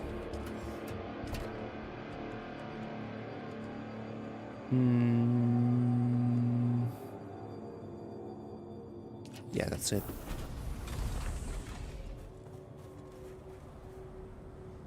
How much do we have in here? Half. I technically could go farm a little bit of that resource too, just so I had enough. Only 2. Where's the other? I had 3 blood bags. Maybe I left them in the other base. Probably did. Unless it's somewhere here.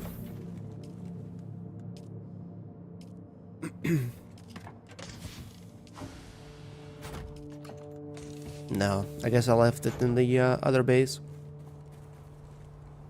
Oh well. Yeah, now that we're here, I guess. Yes, I can go. I wish there was like a closer source of those rocks here somewhere. Oh, I think I need irradiated slags for iodine pills, if I'm not mistaken.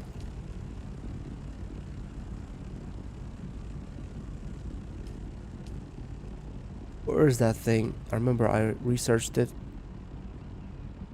No. Agave seeds. Okay, I have no idea where to find those. Guess we're not gonna get those.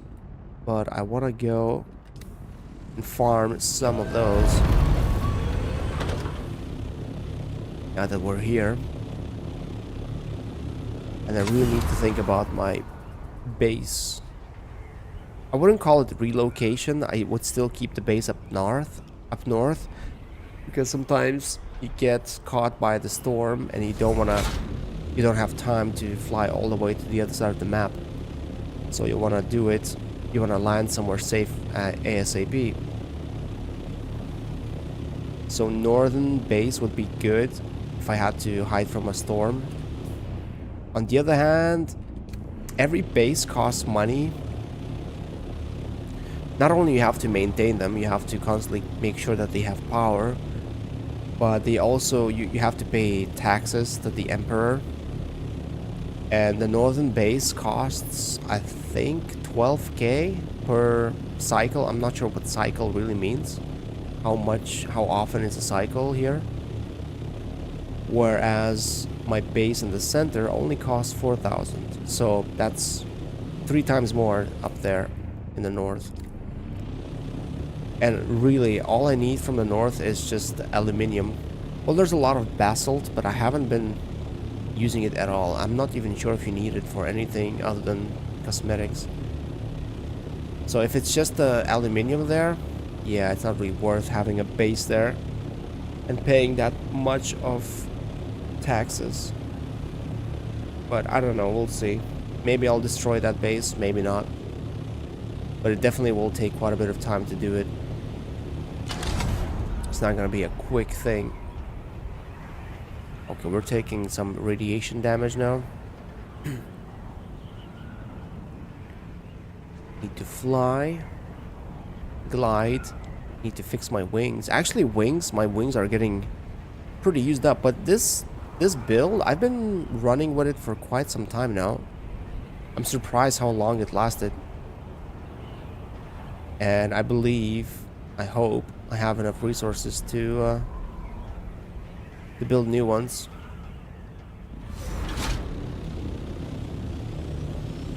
Oh, that's a player. And that's PvP zone, that ship. Is he gonna go mine the same things? I think he's gonna do the same thing. I think he's gonna mine stuff that I wanna mine. Oh, actually, there's stuff here. I guess I'll get this one then.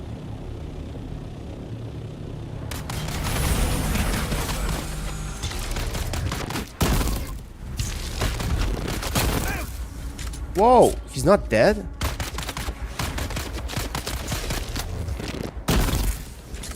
Wow. He is freaking tough. I mean, I didn't have my shield, so that explains why I took so much damage. And I have no armor too.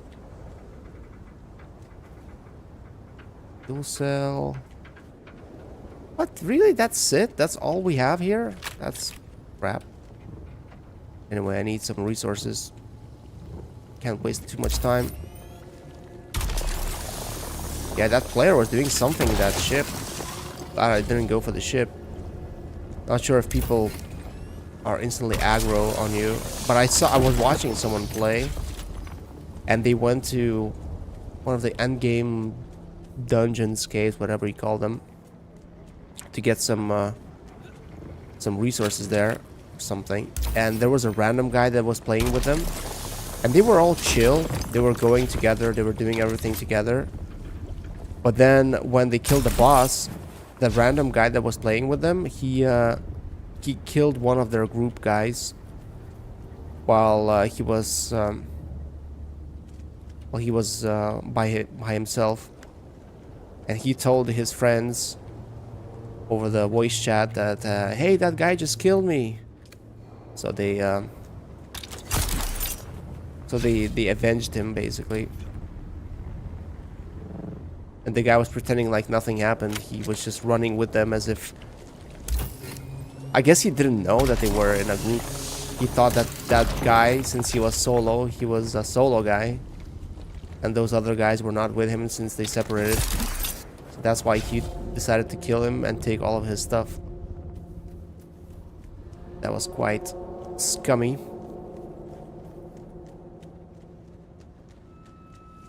What is that? Copper? Man.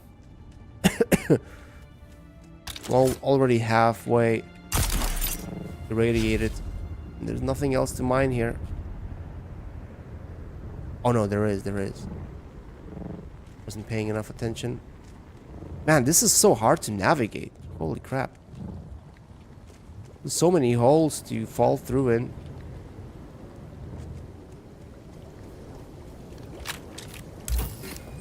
Okay, hopefully I can fill up my ornithopter with this one place here. Although no, I won't be able to.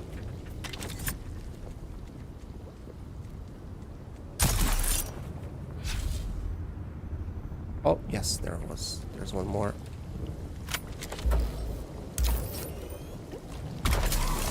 Yeah, but I don't have time to stick around any longer. Anyways.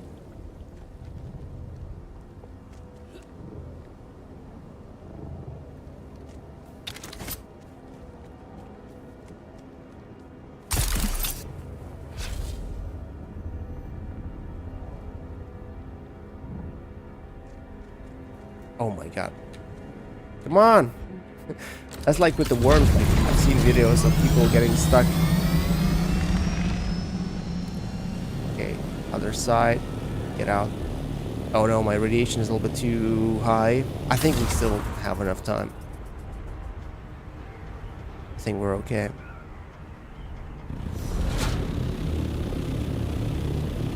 It's not actually that far to fly.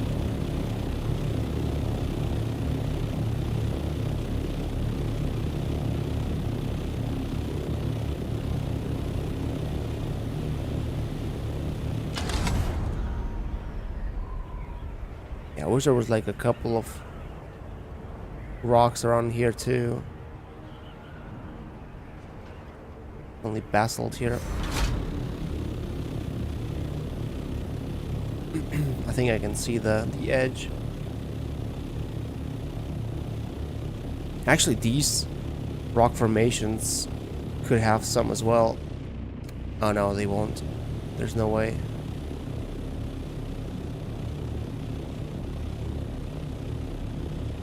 Oh no, my radiation is max. Oh, I think what's gonna happen now? Am I gonna like... I'm not losing health though. Okay, that went up real quick. Now it's going down real quick too. I didn't lose any health though.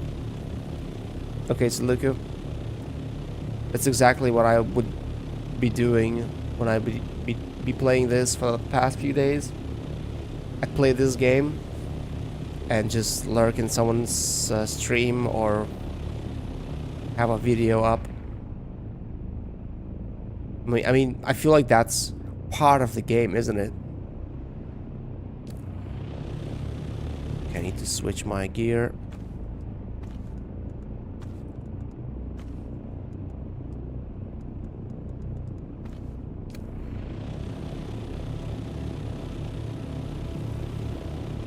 If you're playing a game where you need to farm, it's kind of like mandatory to also have a side stream on, or a video, or even a movie.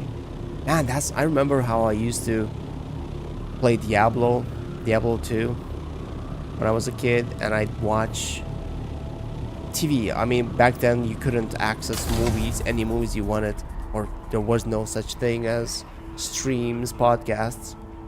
So I would just have a TV on, and one specific movie stuck in my head for the rest of my life, and it literally it feels like it's part of Diablo now.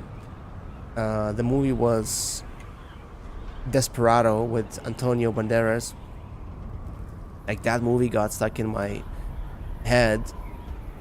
Like, every time I think about Diablo, I think about Desperado, and vice versa. Every time I think about Desperado or I see Desperado, I think about Diablo. It's crazy. It happened only once too. But I remember I was alone at home. My parents had a night shift, so I was alone.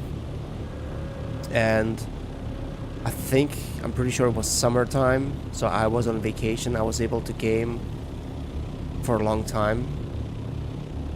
And yeah, I just spent the night, maybe not the whole night, but I spent the evening at least. And the TV I had in my room that was next to my monitor, close at least, it was one of those old, massive, like fat TVs, but it was still tiny for today's standard. It was like, I don't know, it was probably like,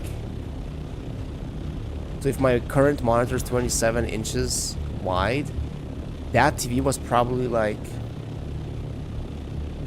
20 inches, something like that. 4x3, 20 inches, and it was just on my right. I didn't get the chance to watch the movie itself. Like, I didn't peek at the movie itself that much, but I listened to most of it while I was grinding in Diablo.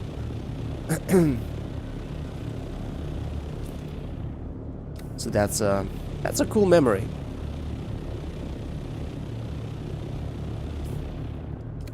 Okay, I need to kill everyone here, right? Investigate means kill everyone. Search means kill everyone. Find means kill everyone and find.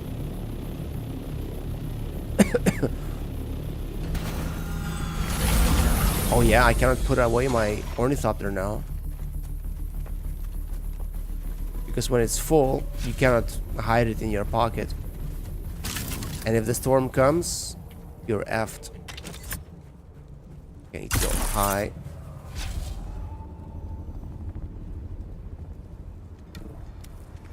I found them. Oh my god.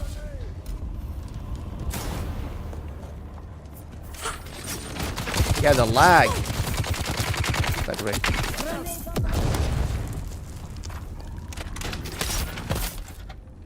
Wow, so many disruptions. Can't even finish off one guy.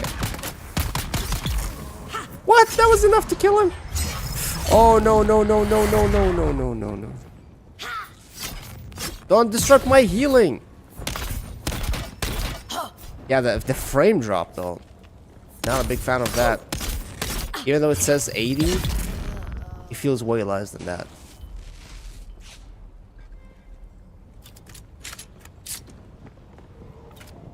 Yeah, I forgot. I need to get those blood bags filled. Come on, why can I not suck this guy? I hate how sometimes, because of the positioning, you cannot do it. Oh well. 4 liters of blood. That's a lot, isn't it? I wonder how much. I can't remember. I definitely remember that I've heard that fact somewhere. How much of blood a human body can store. Or not can, but stores. But I don't remember. Ooh, nice. Intel. Right, so what I need to do here? Investigate. Oh, it's down below. Oh. That it? Maybe I need to call someone? Usually it's like, oh, you need to call the contractor or contact.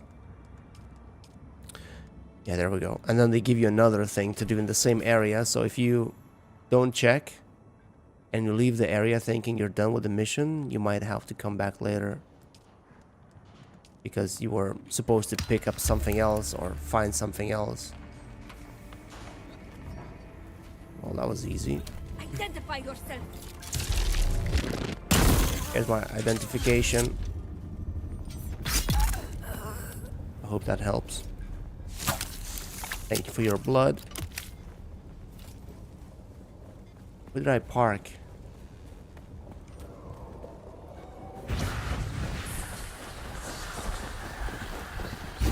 I love this fast running too. Wait, maybe I can get some carbon. I don't think I need carbon. But since I'm heading home anyways, why not take some extra resources? They might come in handy. Oh, actually I might need carbon. I actually need iron more than carbon. I have quite a bit of carbon.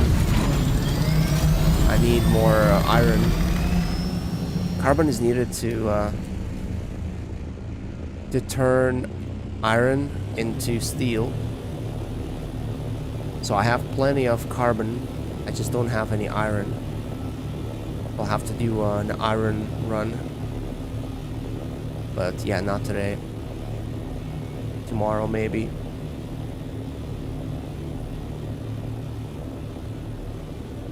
Not sure if I like...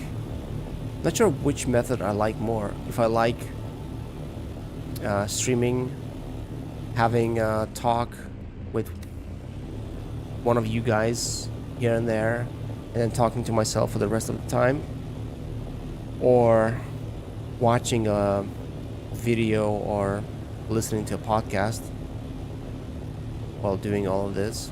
I guess both methods are fine. Sometimes you want to do one thing, sometimes you want to listen to something, sometimes you want to talk.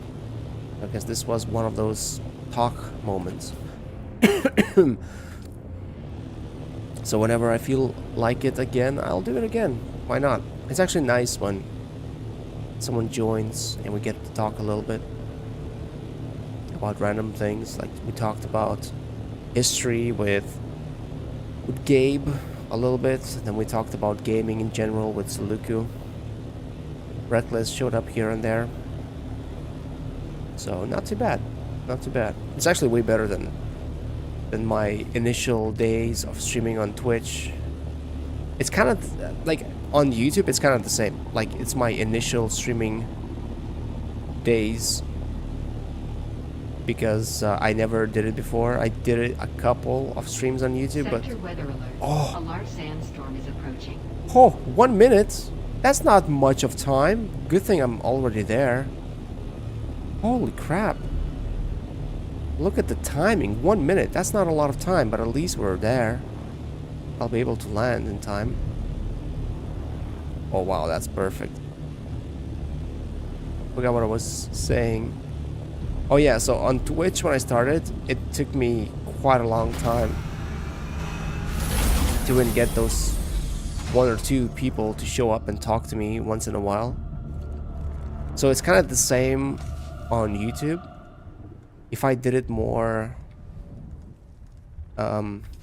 if I had an actual schedule and I was doing it every day like I used to do on Twitch,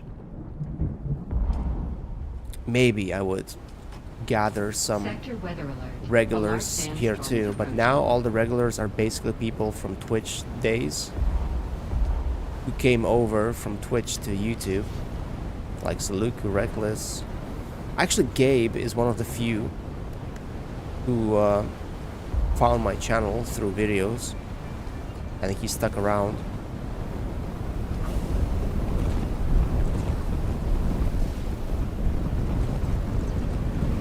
It's almost like the sandstorm is getting inside of this base.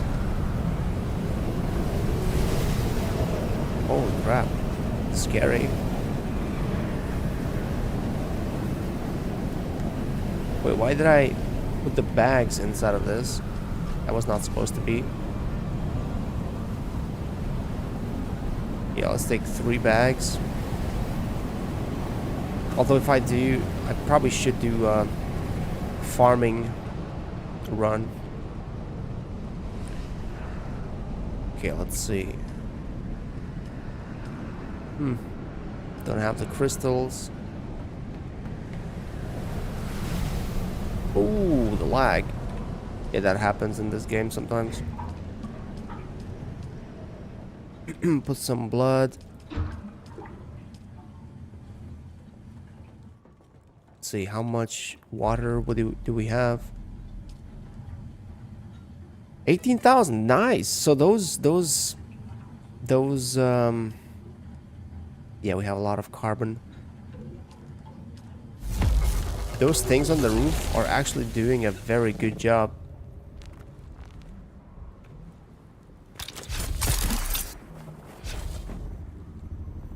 Let's see how long they're gonna last. Oh, 2 hours. That's not long. What about this one? 4 hours, 5 hours. Okay, maybe I can make another shield. Not shield, what is it? Where do I make them? Garment? Is it here? No, it's not here. Is it here? Yes, it is here. Plant fibers. I need plant fibers. Oh, that's easy. I just need to find some. Yeah, I see a lot of them here. I just need what, 30 to make 2 filters, and they should last till morning.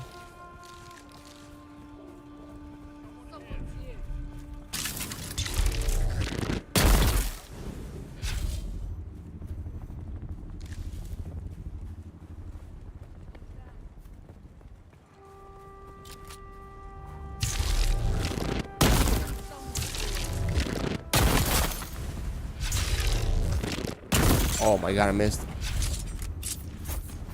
Oh my god, Panic? You're alive? What the hell? What's up, man? Oh yeah, it's been a long time. It's been like, what, 5 years? Maybe not 5 years. Probably it's been like 2 years. I am alive, and I'm old now too. Wish you could see me. Actually, you could see me if I had my camera on, but it tends to freeze up every few seconds. I don't know. My camera actually is the same as I used back in the day to stream on Twitch.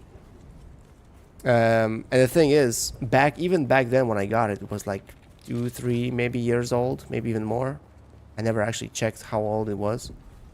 So it's even older now. It's like 10 years old or something. So maybe that's why it's getting frozen. But I had some mic issues today, even though my mic is brand new. So I don't know. Maybe my PC, my software is acting up or something. But yeah, it's been years, man. You got goosebumps? Yeah. So that's what I was talking about. Like, I don't really stream. I started streaming on YouTube here and there. It's very, very, really like no schedule, just random streams here and there. I streamed a couple times, Tarkov a couple times, other things, but nothing really crazy, no schedule. And I was saying how, you know, since I don't stream this here often, I have no schedule, no nothing. I have no community here, basically. The only community I have from YouTube is people who might have seen me, might have seen my videos from Stronghold. For example, Gabe Logan, who's been here today. But other than that, the only people who come here are people from Twitch. So you're another example. You're another living proof of that. I think last time I saw you actually was when you were streaming on Twitch. Oh, I went to my old base. Why YouTube? Honestly, yeah, 1v1 knife tournaments, yeah. Man, those were the times. At the time, it didn't seem like much, but yeah, like it's funny how like it created these memories for all of us. But I don't want to stream on Twitch, mostly because, well, first of all, the platform sucks balls. It's been sucking balls, and like if I haven't met you guys, like if I haven't met so many of you who still come here, I would feel like I wasted so many years for no reason, because Twitch platform as a platform to be discovered is a dead platform. It's pointless. It's worthless to start off there. It's a waste of time. Like you're never gonna. It's possible, but it's almost impossible to get any reach on Twitch. And I feel like I wasted a lot of time there. Wasted an opportunity to actually build a bigger audience. If I just went for YouTube or other platforms, I would have been better off, I think. But I don't know, maybe not. And another reason is Twitch doesn't have VODs. So now, you know, when you remember those knife tournaments, if that was YouTube, if I did that on YouTube, we'd have that. I'd be able to go back and rewatch those moments. I'd be able to, you know, have a laugh. Or even like 10 years from now, I'd be able to go back and rewatch those moments, have a laugh, remember some things, because, you know, there are a lot of things that you don't remember. And yeah, you know, Twitch doesn't have that. Twitch sucks ass, and YouTube does have it. So I figured if I'm ever gonna start streaming again, not to make a career or anything, I kind of want to do it on YouTube, where the videos stay, so that 10 years from now I, you know, get to remember these moments. Oh my god, hide and seek, that was the best. Holy crap, that was so freaking fun. Now that I remember it, like, I can't believe how fun it was. It kind of felt a little bit sad though. Like, at first there were a lot of people playing those, but at the end, I feel like the player count dropped, or maybe that was a temporary thing. I don't know. Maybe it was just the timing. But it was so freaking fun. It was scary, and it was so freaking fun. Man, thank you for reminding me that, because I probably would have forgotten that for a long time. And I think I did remember it once, but that was more than a year ago, when I just randomly remembered of those hide and seek games. That's why it's so awesome when you know, like, people like you from the good old times show up and remind you of those good old times. Man, I love it. That's awesome, man. How are you doing though? Are you still playing CS:GO, or did you move on to something else, to a different game? I actually tried playing CS. Now I'm thinking, did I do it on YouTube? I think I did it on YouTube. Actually, I don't remember. I don't have too many VODs from my live streams, because I have done only... How many have I done, actually? Let me check. I don't even know myself. Man, I'm losing my voice. Playing only Face It? Yeah, I was watching somebody a little bit the other day play CS, and they were mentioning Face It too, I think.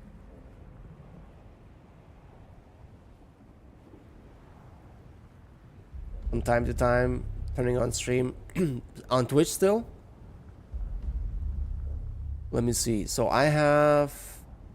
Okay, so I have... Oh yeah, I did... I think I did CS a year ago. I did 2 community streams on YouTube. And we might have played CS. I can't remember now. Wait, let me see. Can I share my screen here?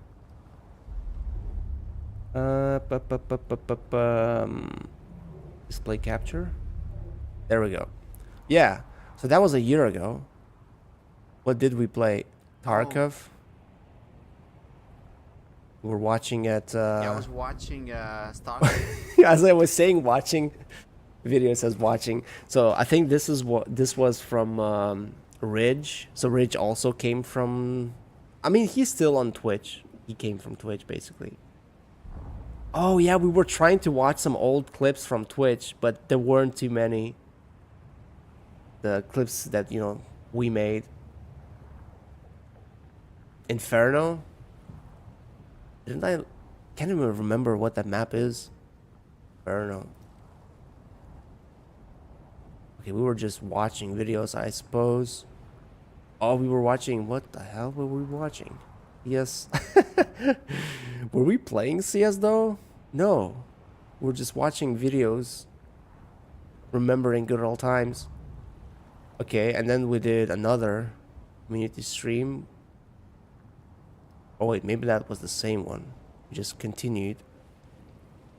Yeah, I guess it was the same one. Oh yeah, maybe there was like some kind of an issue. And then 3 months or something later, I did Apex stream. So random, like as you can see, it's all over the place. I think I was super bored, so I just turned on, played some Apex. Back then, we were playing Apex with my wife and my friends every single day, so I was really hyped about this game, but then my friends couldn't play it. Oh, this was the horror game I played, so Luca gifted. About the floor.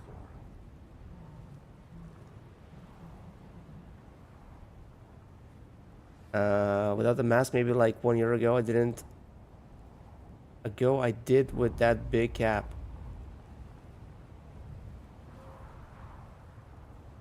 Oh, yeah. Yeah, I mean, I never was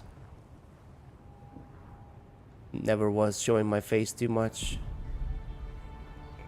Okay, what the hell? Was I playing this or was I watching this?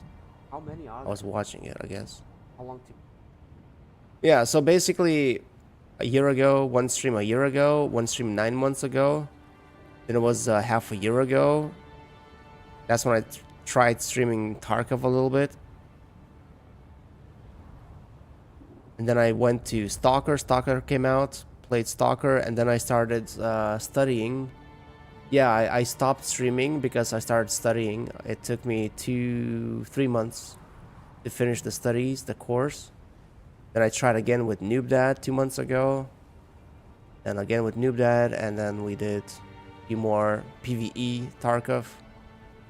At first I was hyped about it, but then I got bored of it.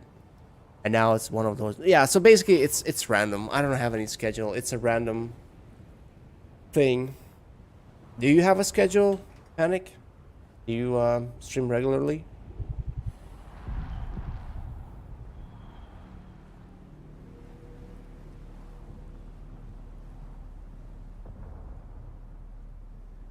It's random, yeah.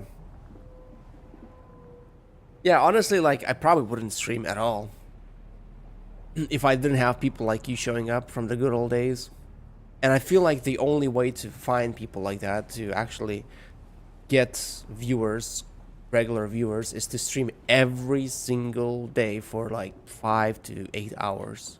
I feel like that's the only way to build any kind of a community.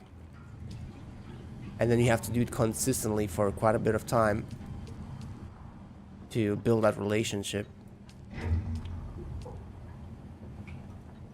So that's why I don't want to get in streaming again, like, consistently. I kind of sometimes have these thoughts, how cool it would be to stream every other day like I used to, and actually do a lot of things in games, not just play a little bit here and there and then, get bored. When people are using a TikTok, and if you stream in TikTok, you could get... Yeah, that's true, but TikTok is so freaking stupid when it comes to copyright stuff and policies, violations. I uploaded Stalker video on TikTok and immediately got banned because violence, I guess. They don't specify, but I guess because I made a few videos for TikTok, and even like one... There was like a video where I put the trailer, like a video from a trailer. I cut off all the shooting parts, all the blood parts, and there was one part where the main character approaches a dead body, but you can tell it's a dead body because it's, on the ground, but there's no blood, no nothing. Boom, banned instantly. Not banned, but restricted. It was restricted instantly. And I suppose that's why. And yeah, I was like, okay, this is freaking stupid. And then I had one video that went quite okay, 9,000 views, 100 likes and everything. And then a couple months later, audio is disabled in the video because I used audio from TikTok itself, but it got copyright claim, and I was like, wow, this is the stupidest platform ever. I'm not gonna and they literally, every time I make sure I don't put any sensitive stuff, no graphicals, no nothing, no violence, no nothing, every second video of mine would get restricted because I broke rules. I would appeal. 12, sometimes even more hours later, they would remove the restriction, but you know, that time is already gone because a big portion of the audience hasn't seen your video because of the restriction, and you don't get that time back, and you know, you're dead. Your video is kind of like dead at the time.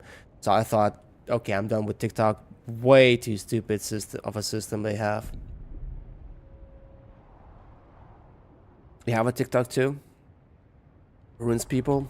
Yeah, but I heard many times, and it seems like it's becoming a thing. Wait, I was supposed to make something with that.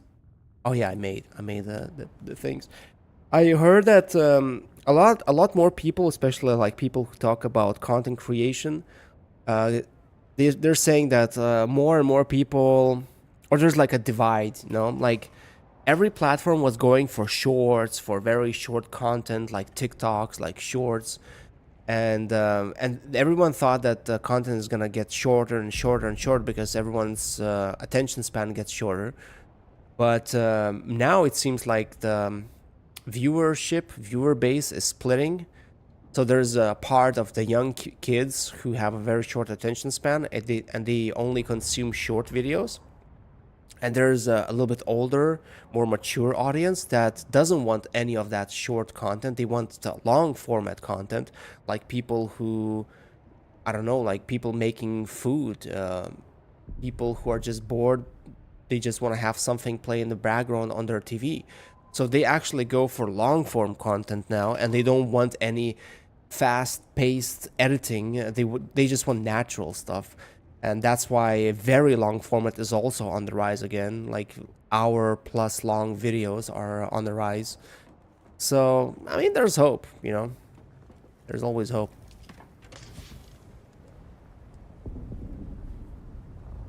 Yeah, I think I set everything up. We're gonna get some Duramium. I'll be able to build one of those. I think I need a spice factory, refinery. Oh, I can build it. Okay, let me see. I probably should have done it on the other side. Oh no, I lost power. I don't have enough power. That's not good. That's a little bit concerning.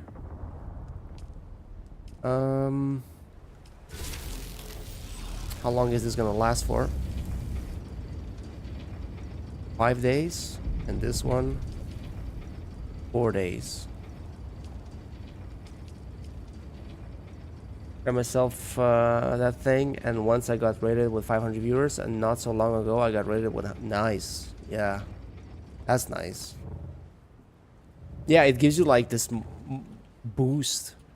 But the thing with streaming and content creation, not just streaming, content creation in general, you get those boosts, you get those like motivational boosts here and there, but then you know, it goes a little bit down, you feel down, you don't want to do it, so you have to have a lot of discipline. You just have to keep pushing even if you don't feel like it. I don't know, I don't want to go into TikTok streaming. Like, the thing is, I cannot stream for English audience on TikTok because they literally show your content to your geographical location. I've tried once, actually. And only Lithuanians saw my videos. And I don't want to, like, split. I do have a Lithuanian channel, actually, on TikTok. Žaidimo Guru. But, yeah, I don't know. I wanted to make videos constantly on there, but the TikTok rules are so freaking stupid. It's annoying fighting TikTok over and over again. And I don't know. Was thinking maybe I could stream there on TikTok. you know, for Lithuanian audience, but I don't know. Not TikTok? Oh, really? You probably posted a link then. I didn't see anything because my chat disables all the links automatically. Can you tell me the website without like putting a link? Without www, you just, you know, what it's called and dot something, .com or something. Oh, we can make spice. How much will it make if I use 100? Gonna take a while, huh? Nice. Oh, you didn't? Okay, I thought you did because I've had people post links and they thought that I saw them, but it just didn't show up even. So what kind of a website is that? Is it like all good? Is it all good or is it just bots? What do you think? If it's bots, I guess, you know, I don't want to. I mean, I feel like that's the only way to do it these days, but I don't know if I want to have a hassle with that. But if it's legit, I don't know. I might give it a try or look at it. The thing is, I don't know if I would. I don't know if I need it though. The thing is, because I know I'm not going to be able to stream regularly. And not because I don't want to. It's more like because there's just life. There's just things where I cannot really do it consistently. But I do think maybe someday I will be able to do it consistently. Who knows? And when you go to that site, you can see who is online. Many people come by, check. I think there was like a website, Streamers LT. I used to be on that. But it was completely useless, pointless. Like, I never saw anything from that. It's the same? Okay. Maybe it's because I wasn't streaming in Lithuanian. It's different though? What is it called now? But I assume you have to stream Lithuanian, right? For that thing to even... Honestly, like, I don't know. Maybe I would be willing to try streaming Lithuanian.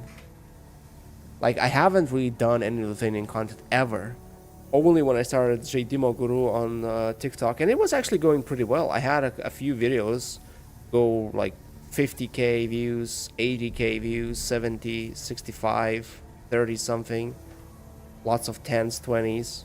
I didn't make too many videos though. But it was going well. But I don't know, it's just...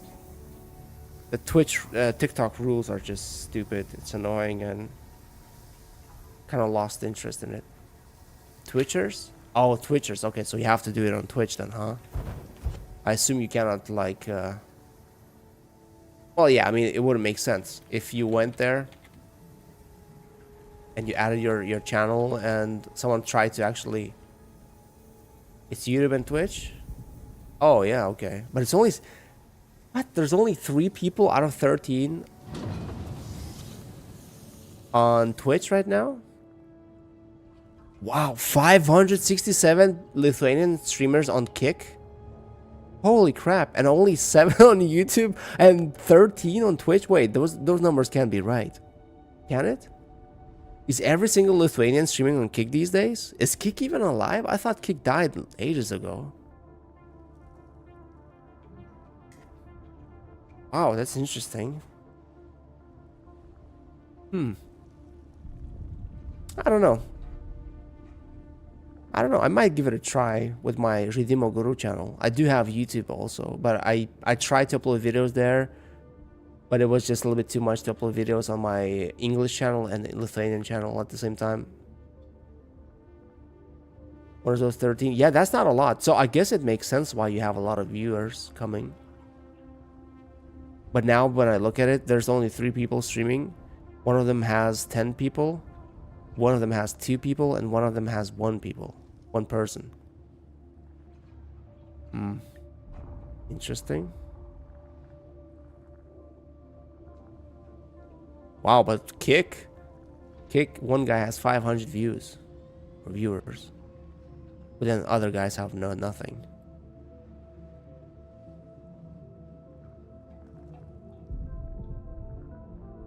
Is it 113? 23? Okay. Why is it showing me different numbers then? Ah, yes. If I go to streamers, like a list, it's only 15 for Kick. But if you go to streams, oh, I guess it's showing the viewers on the homepage. I guess it's showing the total amount. Yeah, it's the total amount of viewers. Because one guy has 10, one guy's 2, and one guy has 1. So in total, it's 13. Okay, yeah. Yeah, so it's not 500 streamers, it's 500 viewers watching those channels. Gotcha. So you think this platform is good? Think it works? Holy shit, Sponsors is still alive? Does he even stream?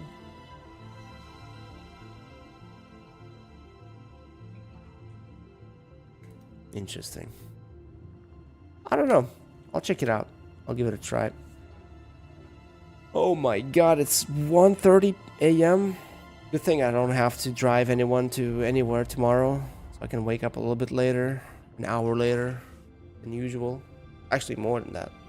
I usually wake up at 6:30, but tomorrow I guess I can wake up at 8. It doesn't cost you, so why not try? Yeah, that's true.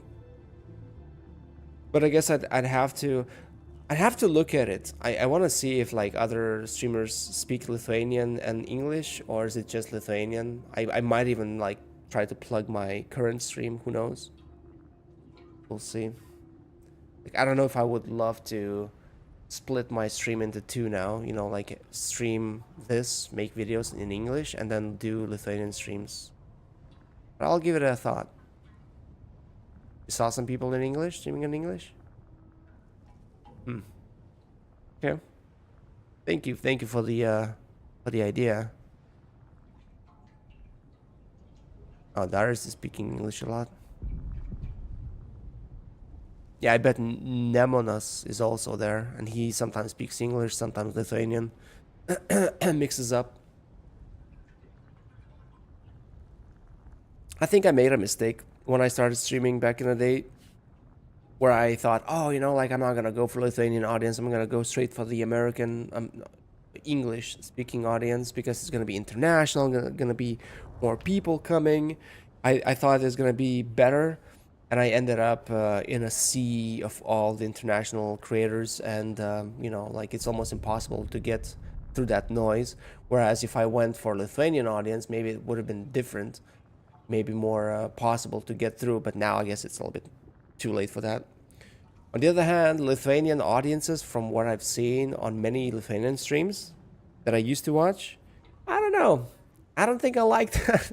I don't think I like Lithuanian youth, the way they talk and how they talk and what they talk too much. I don't know. Maybe it's different now. That's true. Niekas per galvą neduos, yeah. Streaming in Lithuania, it's hard to grow up. Oh, okay. So yeah, I guess those days are over. I think those days of having it slightly easier in Lithuanian are over now too. Okay, I got spice melange. Are you serious? I got 1 spice melange from 100? Oh, wow. This is gonna be insane. I thought it's gonna be like 5 for 1. This is crazy. Some of the things I want to build cost how much? Where's the I need 45 spice melange. That means I need to have 4,500 spice gathered to even make that thing. Oh wow, this is gonna be impossible. I thought this is gonna be easier, but this is gonna be insanely impossible. Yeah, I'm gonna go to bed too, man. That was nice to catch up, dude. Thank you for the memories, for reminding me of the hide and seek. That was cool, man. And yeah, hopefully I'll see you again at some point. Maybe I'll see you live on Twitch if I happen to be there. Thank you, man. Yeah, hopefully we'll be able to make more memories in the future. I mean, we have lots of time ahead of us, right? Anyway, have a good one, man. Have a good one. Well, anyone who's still here, I don't think there's anyone here, but anyone who might be watching this in the future, also thank you for watching.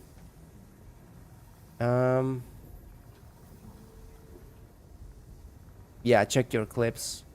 If you have any, send them over. You can join my Discord, man. If you wait before you go. Let me share my Discord. We sometimes actually we have Saluku there from the good old times. We have Reckless from the good old times. No, I don't have any. I didn't even set up anything on my YouTube. I don't even have alerts. All of them are basic ones. That's how much I put time and energy into it. Let me give you a link. Where is it? Invite people. Copy. Let me see if it works. Let me know if you see the link in the chat. I hope my chat doesn't delete my own links too. So yeah, go ahead, join that Discord. We can talk, share some gaming moments here and there. Remember the good old times. Yeah, thank you, man. Have a good one, and thank you to anyone who's been watching this not too much of action-filled stream. Thank you, guys. Have a good one.